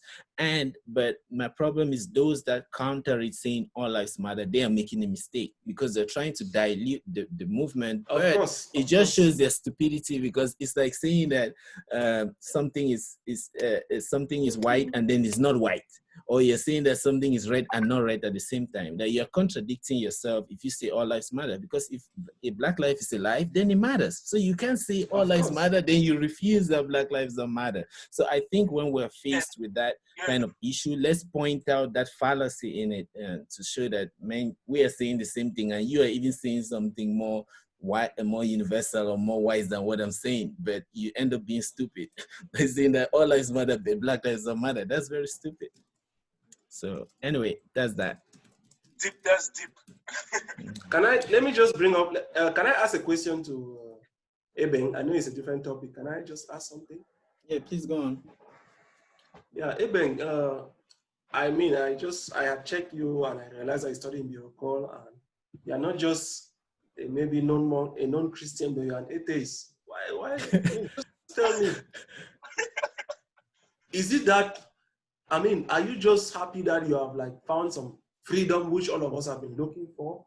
Or you really like, because I see you do what we call soft spots. Like the other day you posted, like the Bible said, obey your husband. So because assuming that that's a wrong thing the Bible said, did you really warrant the Bible to be burnt? For example, so my point is, you maybe have something right to say, because we all have studied in Catholic institutions and we have our, our reservations.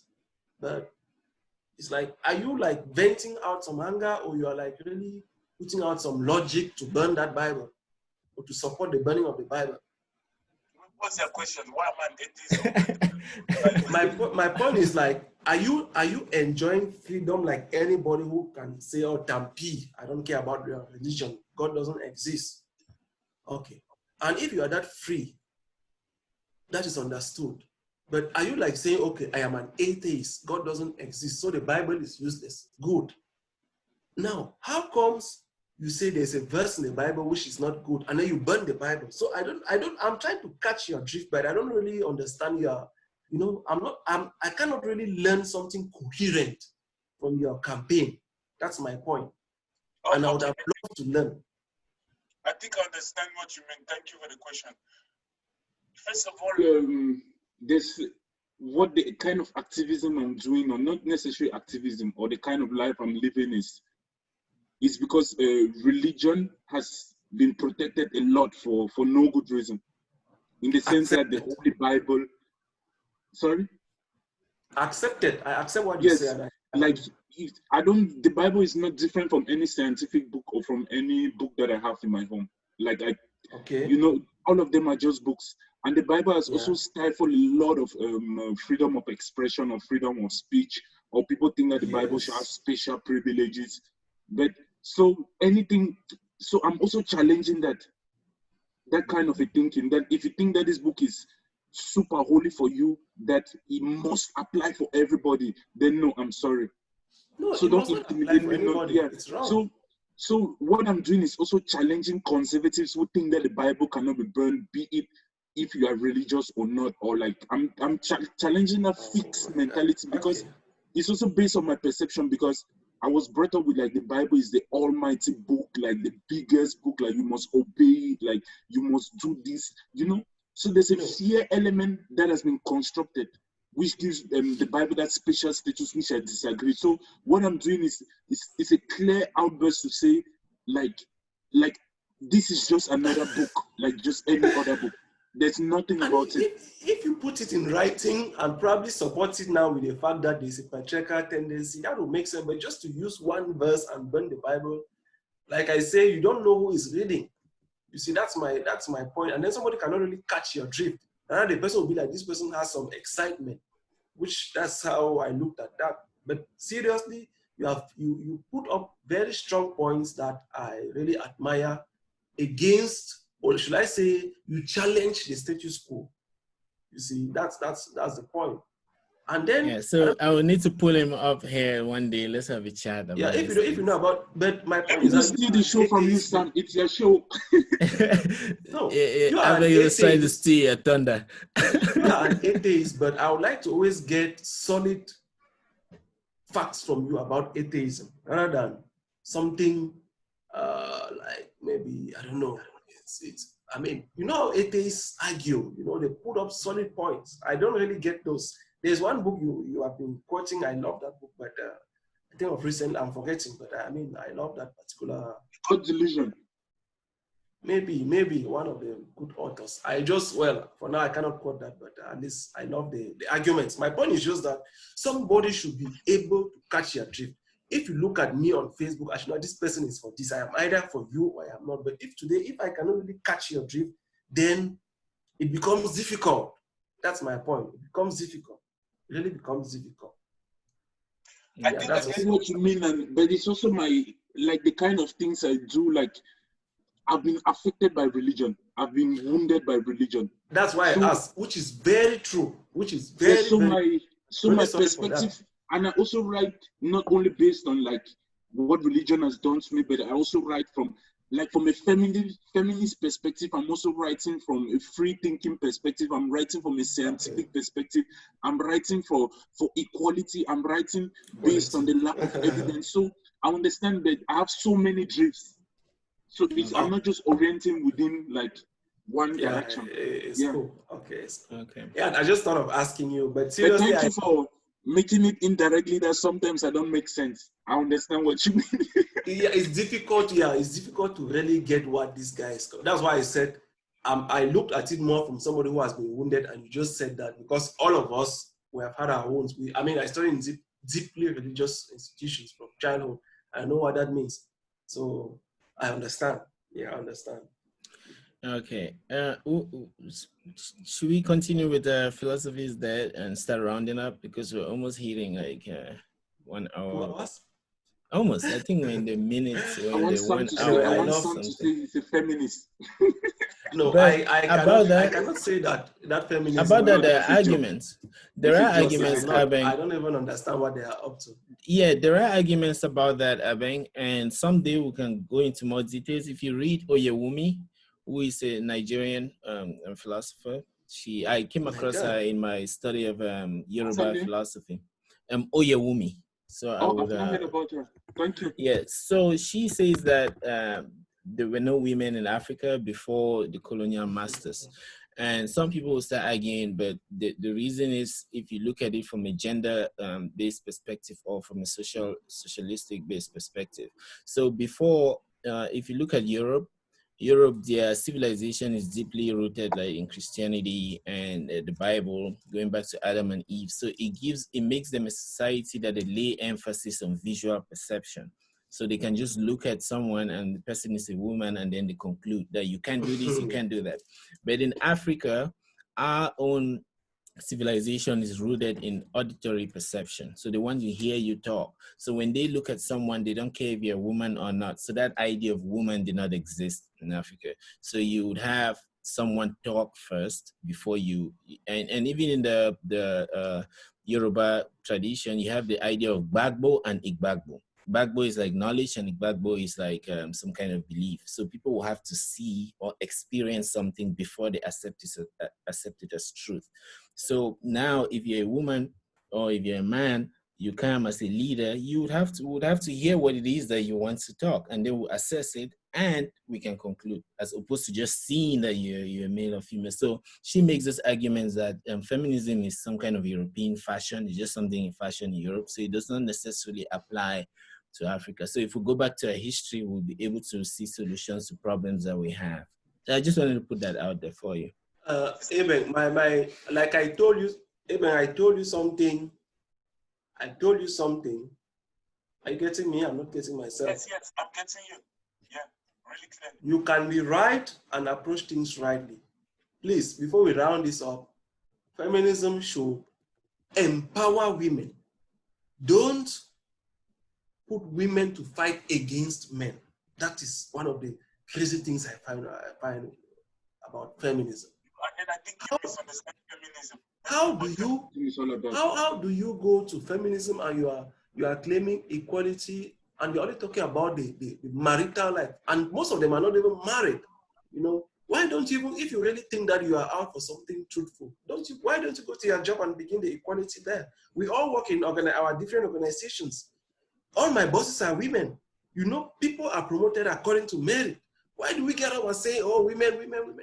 If the US is paying their football players more, it's because they have more spectators and more money is coming in. So those arguments which are just out of rage, I mean, it sends us away, man.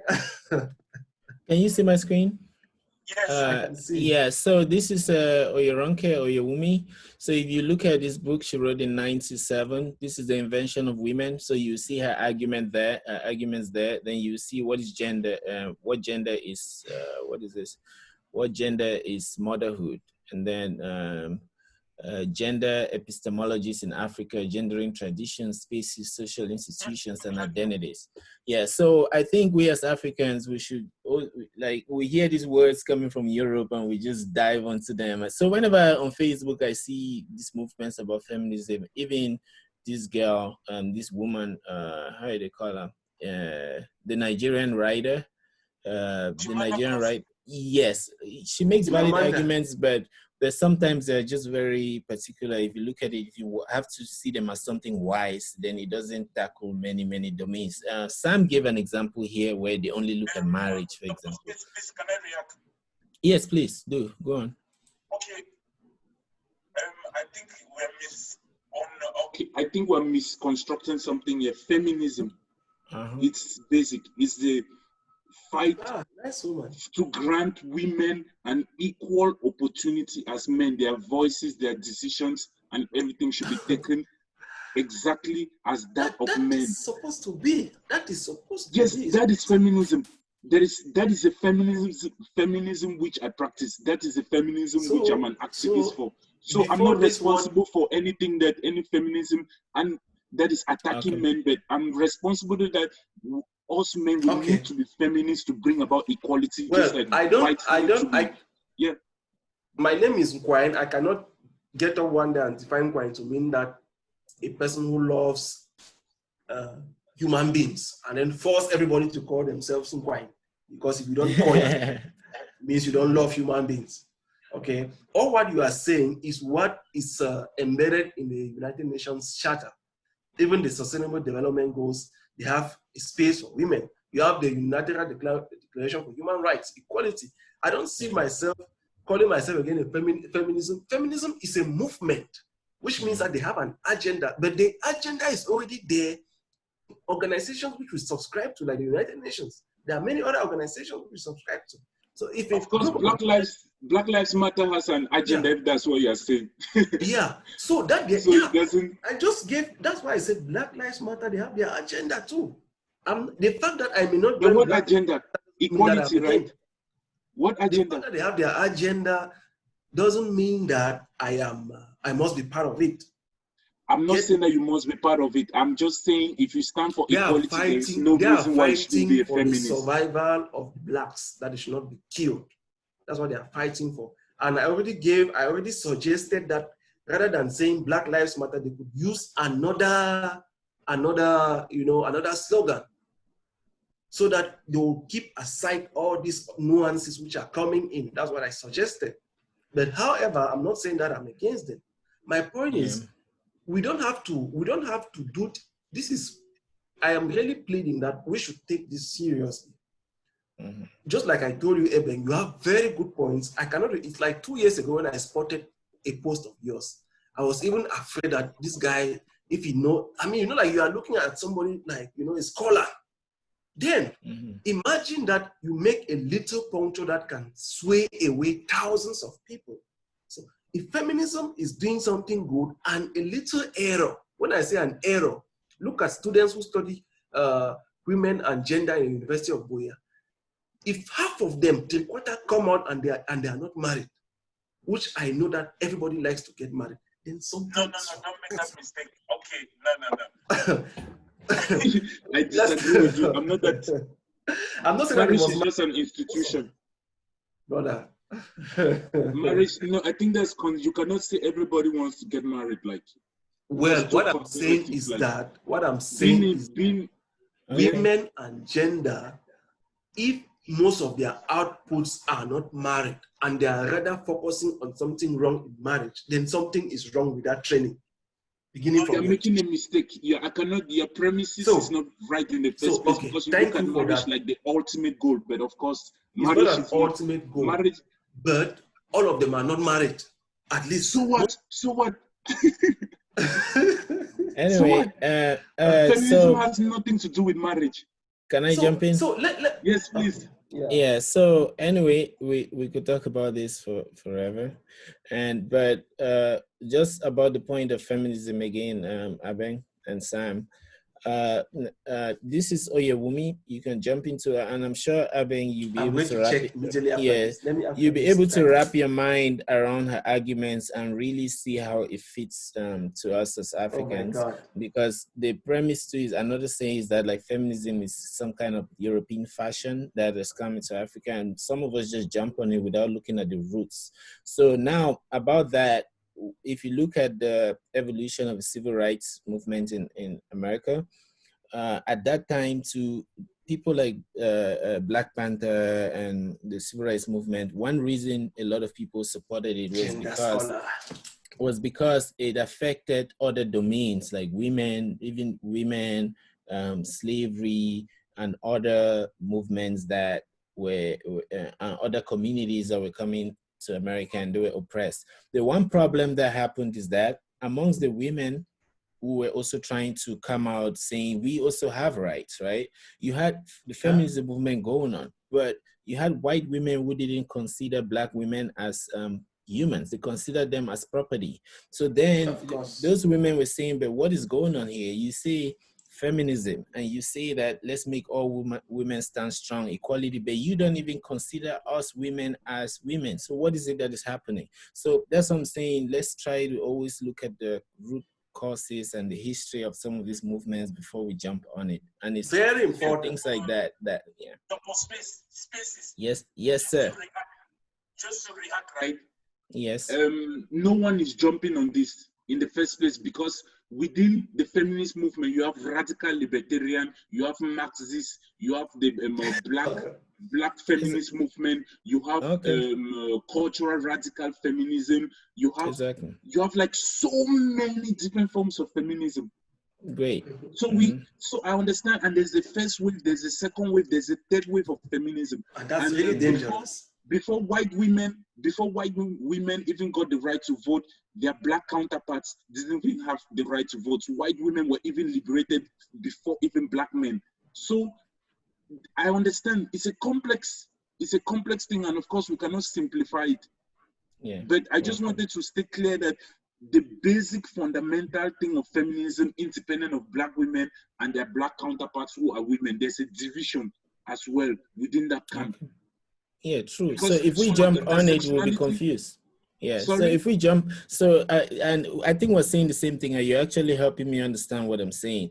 I'm saying that we as Africans, for example, we have a lot of issues. And I, for one, I would not just hear of the feminist movement and then I jump on it. I would like to understand what it is and to see how the pieces come together. And if there's so many pieces, then I think I'll be lost in it. So all I'm trying to say is that I would like, and that's what I do, I like to go back to my history as an African. And that's that's how I stumbled on people like Oyewumi, so that we can study the essence, the structures that were there before these fashions came to us. And then I can start moving with the full support of what the ancestors handed over to us. Yeah. History and heritage. Yes. Very, very important. Yeah. So with that nailed down, you guys know, should we do one more thing before we continue? Did we finish the philosophy is dead argument? Aveng, did we finish that? I think I'm satisfied. I got your position. Okay. Yeah. Okay. And somebody is there. Somebody left a comment. Somebody left a comment. Okay. There are two comments. Two new comments. You have one from Ayuk Bertil. She says, Sam, blaming the victim only empowers the perpetrator and those who think like him or her. I think you. Did I blame the victim? I did not. Yeah, I think you emphasized on what you were trying to do. Sam has said that he is investigating. He calls the man a criminal, but he's trying to see the root cause of that crime so that why he was a criminal, so that he could. It just goes to something which we have not touched. It goes to something which we have not touched too. Let me bring it up, just for maybe in a short while. You know, there's this issue of rape. Okay, recently they were talking about rape. You see, and everybody is hello. Yes. Yeah, everybody is, they should rot in jail. Oh, men are this, that. Without us going back to the causes, you know that there are many people who know that, especially men, you prove your worth by the number of women you slept with, things like that. Those are, you know, look at all these street guys. I even made a live show the other day saying that there are some of these people, when you go to the cell, a cell is supposed to be a reformation center. But most of them, what they discuss there is like, okay, when I come out, I should have sex as much. When they say sex, they don't mean that you go and ask a girl out. You meet a girl and have sex with her. So you, the girl, do you go and endanger yourself because rape is wrong? No. Do we go and expose ourselves to corona because corona is wrong? No. Summarily, this is how I approach things. I don't just sit and say, oh, rape is rape. They have raped a 5-year-old girl, all those things. No. The person who did that has a perverted mind. No matter what, even in jail, the person should be interviewed to understand why they are doing.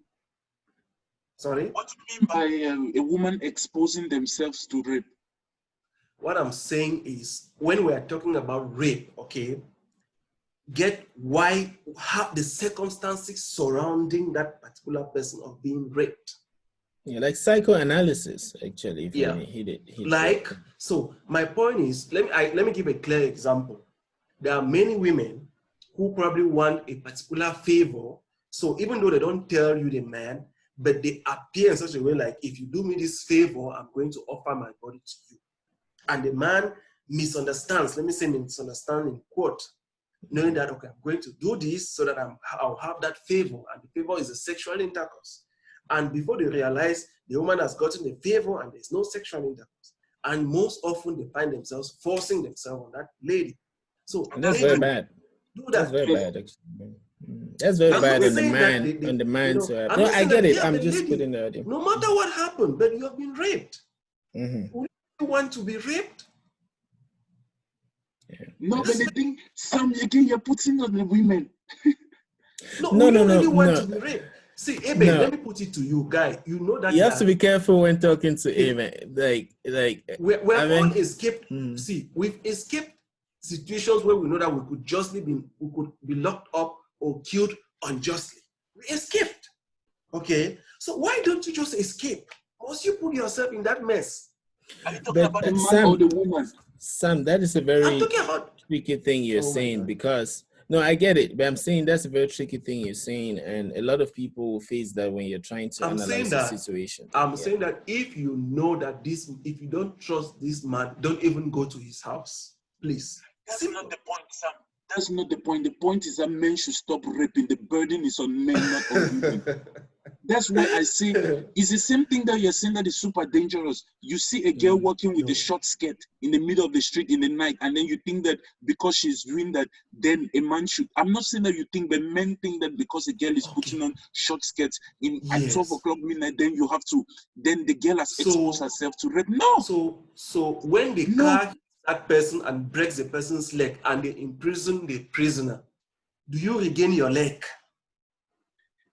See, Sam, you are putting again women in a difficult position. Men, stop raping. Even if a woman is naked or a woman kisses me while on bed, it doesn't justify me to have sex with a woman without her you consent. can be naked. Point. I'm going to look at you. Okay, that's not. I mean, I am so. I don't know. I cannot even boast of it. But do what you want. But will you go to the street so that the car should hit you? Because you are putting the burden again on women. Men, stop raping. A man, you cannot say I rape because a woman put on this clothes. You and I know that will not stop. You and I will know. Why? Because we are men. No, I will not rape a girl. I will never do that. Even my wife. But it's the same saying that, okay, racism is not going to stop, so we should not fight against it. Of course not. It doesn't satisfy. Even rape is not going to stop, but we're going to keep fighting against it like men. Even if a woman is naked, why we no fight right against, to have sex with why her we fight against Corona? Stay indoors. Why we fight against Corona? Stay indoors. It's a measure. Against rape, a measure. Dress well. Why we fight against? So we should control the way women dress so that they shouldn't be raped. Or should teach. Why we fight against men that men shouldn't rape women? Why we fight against it? Dress well for your own good. No, Sam. No. It's like, okay, look at my younger sister. With my younger sister, we stayed together in Bamenda. You know, that was our first time of staying out of the house. I just sat her down and said, this is the game. Do like this, it's a red card. Do like that, it's a yellow card. These are the keys to the house. Have it. You want to come out anytime, up to you. Just give her the simple. One second, I need to pick a call. Oh, okay, we can continue. Okay. So it's up to you. If you go out and it happens to you and you have a red card, I told you already, don't go out at this time. Sam, no, please. Sam, okay, can I ask a question? Can I ask a question? Yes, sir. Topoh spaces, please. One minute, please. Okay. Sam, I have so much respect for you, right? I have so much, after this conversation, I have so much respect. But please, I want to tell you something. Yeah. The way a woman dresses doesn't warrant any man to rape. And we should not be teaching girls how to dress. We should be teaching men not to rape. Okay. Okay, let me put it this way. All of us who are talking have studied. All of us who are talking on Facebook are people who have some intellectual capacity. Have you taken into consideration those street boys? That is my point. We'll be teaching them not to rape. We will not be teaching girls how to dress. I cannot commit a crime against you. I cannot commit a crime. I cannot kill you. I understand. Can we do both? Can we do both? No. Again, I disagree. You know my point with Emmanuel. It's like saying, if you jump and touch the sky, you have 1 million francs or 1 billion francs, or you be made a president of Cameroon. But you and I know it's very difficult to jump and touch the sky. So what should we do? Do we keep struggling to jump and touch the sky? That's my worry. That's my worry. You're setting precedents. Should I, Abin, can I jump in here? Yes, please. So I understand both of you, right? So let's imagine that we have some wild sharks, right? And then, yes, it's possible to train or domesticate those sharks. And also, it's possible to have those that the sharks eat trained on how to handle the sharks, in the sense that don't show them blood, or like you wouldn't cut yourself, or even if you have a wound, try to like escape in one way or the other so that the shark doesn't smell the blood, right? That's part of the training that they'll give someone who dives in the ocean. So, and if possible, we can also domesticate those sharks. So I'm asking if it's possible to train both sets of people, so that while you're training this set to control themselves, you're also training the other set to like, you're not forcing them, but it's using statistics, right? It's using statistics. Is that some kind of golden mean that we could get on, like in the middle? Is that some kind of middle ground that we could get on as a society? As a society. See a question, but I will not. I don't even want to accept that, because if I accept the president, it's a question. You mustn't accept. It's a question as a society. Yeah. Okay, I'm just saying. I first of all, I disagree. Okay. About educating both sides. Why? Because why? Because science. I like that word. No, why? Because okay, I'm taking an example of myself. If I commit a crime, I should be held responsible. It should have nothing to do with the person which I committed that crime against. Yes, Short and true. simple. So the problem will be, I should be the one go for rehabilitation, or I should be the one getting help, or I should be the one to be able to control my animal instincts. I'm not a dog, and I'm not gonna put it on a woman. I'm not gonna put it on a woman that no is one is because you putting. dress this way. Yes, so I'm just avoiding that conversation that for me, men take the responsibility. Don't rape, independent of how women dress, even if they're naked. That's my position. I will not contribute further. Yes, very true. Yes. Very true. Very true. That can be done. But now, if you are dealing with a society where you have you have assorted sets of people and different people thinking in different ways, don't you think, in being practical, you should look at facts and how things are, and then try to help both sets in as much as you can? But it's the same thing you're asking me. Let's talk about George Floyd. We should start looking what George Floyd did before he deserved to be killed. Like, do you understand? So yes. For me, the conversation I understand. And there are programs, there are people there are Black parents that train their kids on how to talk with cops when they stop you on the street. Very and that's okay. That's okay. Like saying that when you meet a cop, don't panic, because they too could be panicking. For example, Sam was saying that when the cop stops, you show your ID. I would say no, because if the cop stops, I've been stopped many times, and there are cases where I'm asking the cop, do you want me to get this? The cop looks at me, laughs, and he says, no, stop panicking. Whereas I'm just asking because I've seen people being shot. So if they ask you, show me your ID, license and registration, you tell them that it's right here. Can I reach for it? So because if you try to reach for it, he may shoot you and say that you were trying to reach for a gun. So those are things that parents try to tell you, that, okay, if a cop stops you, you could put your hand on the dashboard, do not make any moves. If they tell you something, they will ask you. He will tell you, sir, step out of the car. Very good. Yeah, so I think, that's what I'm asking. And likely, similarly, in the police academies, there are cops that are trained. They're also trained on how to talk to citizens. Like if you stop somebody, like give them clear instructions. Perhaps if they're Black, try to look at their body movements too and try not to panic. So that's all what we're trying to say here. Should we pump in the effort to train both sets so that we can meet in the middle? If that makes any sense at all. You guys already know my position. Like I just that's think fine. the That's burden fine. is on men. Okay. Yeah. But I get what you guys are saying, but I don't agree. Yeah. That's fine. I like your stand. I like your stand. I think we are not against women. Yeah, right. I for one. I actually love women, and I help so them. before we close, I think there's one point that hit me that said that particularly that was on this Stephen Hawking's point, that particularly philosophy having embarked on intellectual path no longer in keeping with the ancient definition of philosophy. That was one of the things that Hawkins was saying. I will just give you one example about it. Now at the core of our civilization is the information technology. Back in Babylon, it was writing on stone tablets.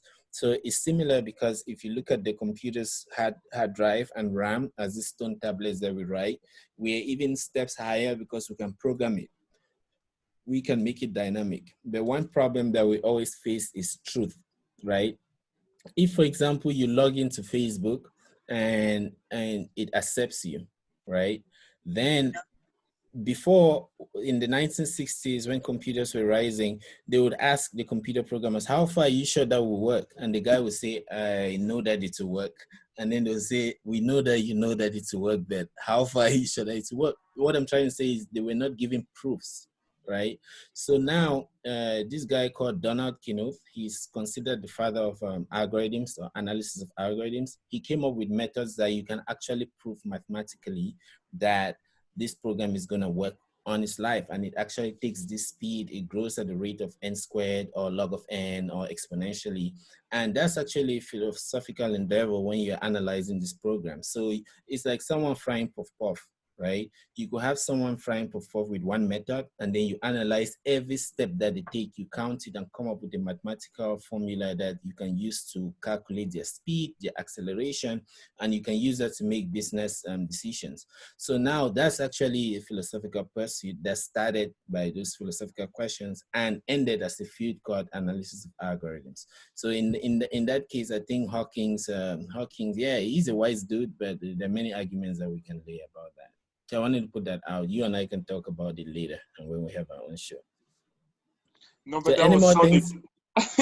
Super. Yeah. But thank you for the more insight.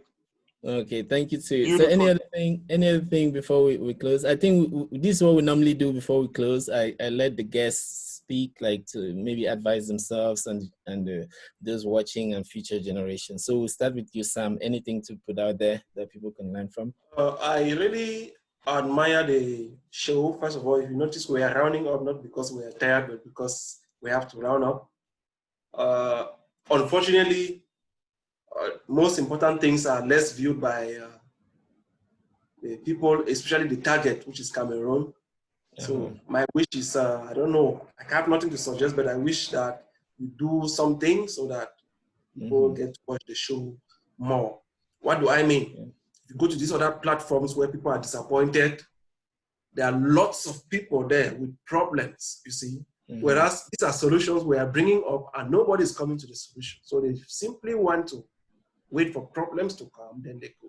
So also take it as a challenge to see how to, to let them come on to watch things like this. And then I also wish that you could spot some of them. You know, I think you can express, I don't know if this platform is limited to English language, but you could spot some of this stuff. So would progress. If you can express yourself in Pidgin, so you get some of those people who can talk in Pidgin. So what they need more is, a good network. In that case, it incorporates because I really think that the target people to benefit from this are those who are still learning. You know, we are discussing something good. You know, we've talked, look, we've touched church, we've touched religion, we've touched philosophy, we've touched business, we've touched gender, we've touched a lot of things, which can just, it's just one sentence or a statement or a word that can change somebody's perspective. Yeah, so I really wish that we do something for the platform. Apart from that, it's an initiative which I greatly appreciate. And then listening to you, I think that you could become a lecturer. I don't know what you're currently doing, but try to become a lecturer. No, yeah, not me. A lecturer, and so try to. I don't know if that's your dream, but just keep that in mind that you have something to give to the world. Yeah, I know. I think is an activist in whatever it's activating, and it's yielding fruits as well in its own area. So, and I'm happy with his civilism, seriously. And I'm also happy for him because he's a guy I see who is happy. It's really rare to see young people who are happy. Yeah. That's one of the joy looking at you. Yeah, it's really rare, man, to see young guys who are happy. So, congrats. That's all I have to say. Okay, thank you. Aben, over to you. I just want to say, Sam, I have so much respect for you. Despite that you're a brilliant guy, it's also super interesting to listen to you. And although we disagree on some core issues, but I think we understand one language. We still need to respect the woman. We need to respect each other, and we are all equal. Yeah, I seriously do. But I think it's just a matter of the strategy in which we disagree. And the strategy and the approach. Yeah, and but I also want to thank you for also being among the young Cameroon generation, championing, showing an example that even though we disagree, we can still have a civil conversation, and we can still get to understand each other. And thank you so much. You've taught me so much as well during this conversation. And for Topoh Space, it goes both ways. Thank you so much. Thank you so much. Thank you too. So no, Topoh Space. Wait. Yes. Go on. So Sam, but it's very important that you understand that I respect you. For me. Sure. Thank you. And I will take it as a challenge to not to mess up with that. No, it's all good. And for Topoh Space, thank you so much. And you are a great host. And the way you express yourself, you are super calm and intelligent. And I don't just know, but I think you're the greatest anchor person that I've seen so far on this Facebook. Oh, thanks, to my surprise, yeah. to my surprise, I didn't know. Thank you. Thank you. Me too. I'm also like, really good job. Thanks. Actually, all of us educate all of us is by mostly I would see a post. I would like to dive deeper to see what it is that you're trying to say, and it's through those things that I get to read and learn. And here I'm just trying to. It's just a sum total of all of us actually. So, but before I say what I have to say, there is this important comment from Ayuk Bertil. She says that there are communities where women walk around with their breasts out and just a few leaves around their waist, but rape is not as rampant as it is in our society. It is a mentality issue on the side of the men and not how women dress. So yeah, this actually paints. Accepted. She said it. She is right. It's true. So while we are struggling to solve that, those women in the danger community where men rape, they should protect themselves while we are struggling to solve the problem. We just need to arm those women with guns. That could be a solution too. It's also when I look at this, right? For example, in the US, you could have a gun and you could walk with it so long as if they stop you. The Black Panthers, they did that when they were walking, protecting their communities from the cops, because the laws that say rape is something really bad. There are laws that say that you can have a weapon without like the cartridge or whatever. The laws like that. So if I cannot come to Cameroon with my gun and I'm just walking around it saying that, okay, in America people walk around it. I mean, I'm not saying this is very relevant, but I'm also trying to say when you go to Rome, do what the Romans do, and so when we look at it as problem solvers, we should look at both sides, look at the facts, and try to be practical to say that, okay, we have noticed that these people do this. We have noticed these other people do or don't do this. Let's try to attack both of them and solve it, and look at both sides. So that's what I think as a problem solver. And now I think I can conclude. You were saying I would like to, that you don't know what I do. I would probably be like a lecturer. I'm a computer programmer. And when you try to solve a problem as a programmer, you don't look at one case. You look at everything and you look at facts. If I do login and if I'm taking your information and checking it against the database, what if you is typing in your name, you instead put a command there that is going to delete my database? Instead of putting your username as Aben, you come and write delete from users table or delete all from users table. If I take that and run it against my database, it should delete my database. You see what I mean? So, and that's how people have systems. So when I'm trying to program, I look at the fact. I cannot say that, well, normally people will come and just type their usernames because that's what they're supposed to do here. I'll say, yes, some statistics, there's some people that can come and do that. So I try to block that too. So in doing that, I reduce the risk, right? So in my job, I solve problems mainly by looking at facts and trying to dive in as much as possible. Yeah, so thank you guys. Oh, that's great. Yeah, so thank you guys for doing this. I hope this was the first session of the countless number of sessions I would have in future. Thanks to those who are listening. I hope that through this, a lot of people can come here and talk. I've taken your comments, Sam, about the language. And also, for those in Cameroon who would like to jump on, even if you don't have like airtime, let me know and I can go borrow money. Maybe I can even try to rob a bank. You know, now that we have masks and stuff, I could always just go rob a bank and try to buy. So thank you guys. Till we meet again. Thank you. Have a nice time. Bye. Thank you guys too. Bye.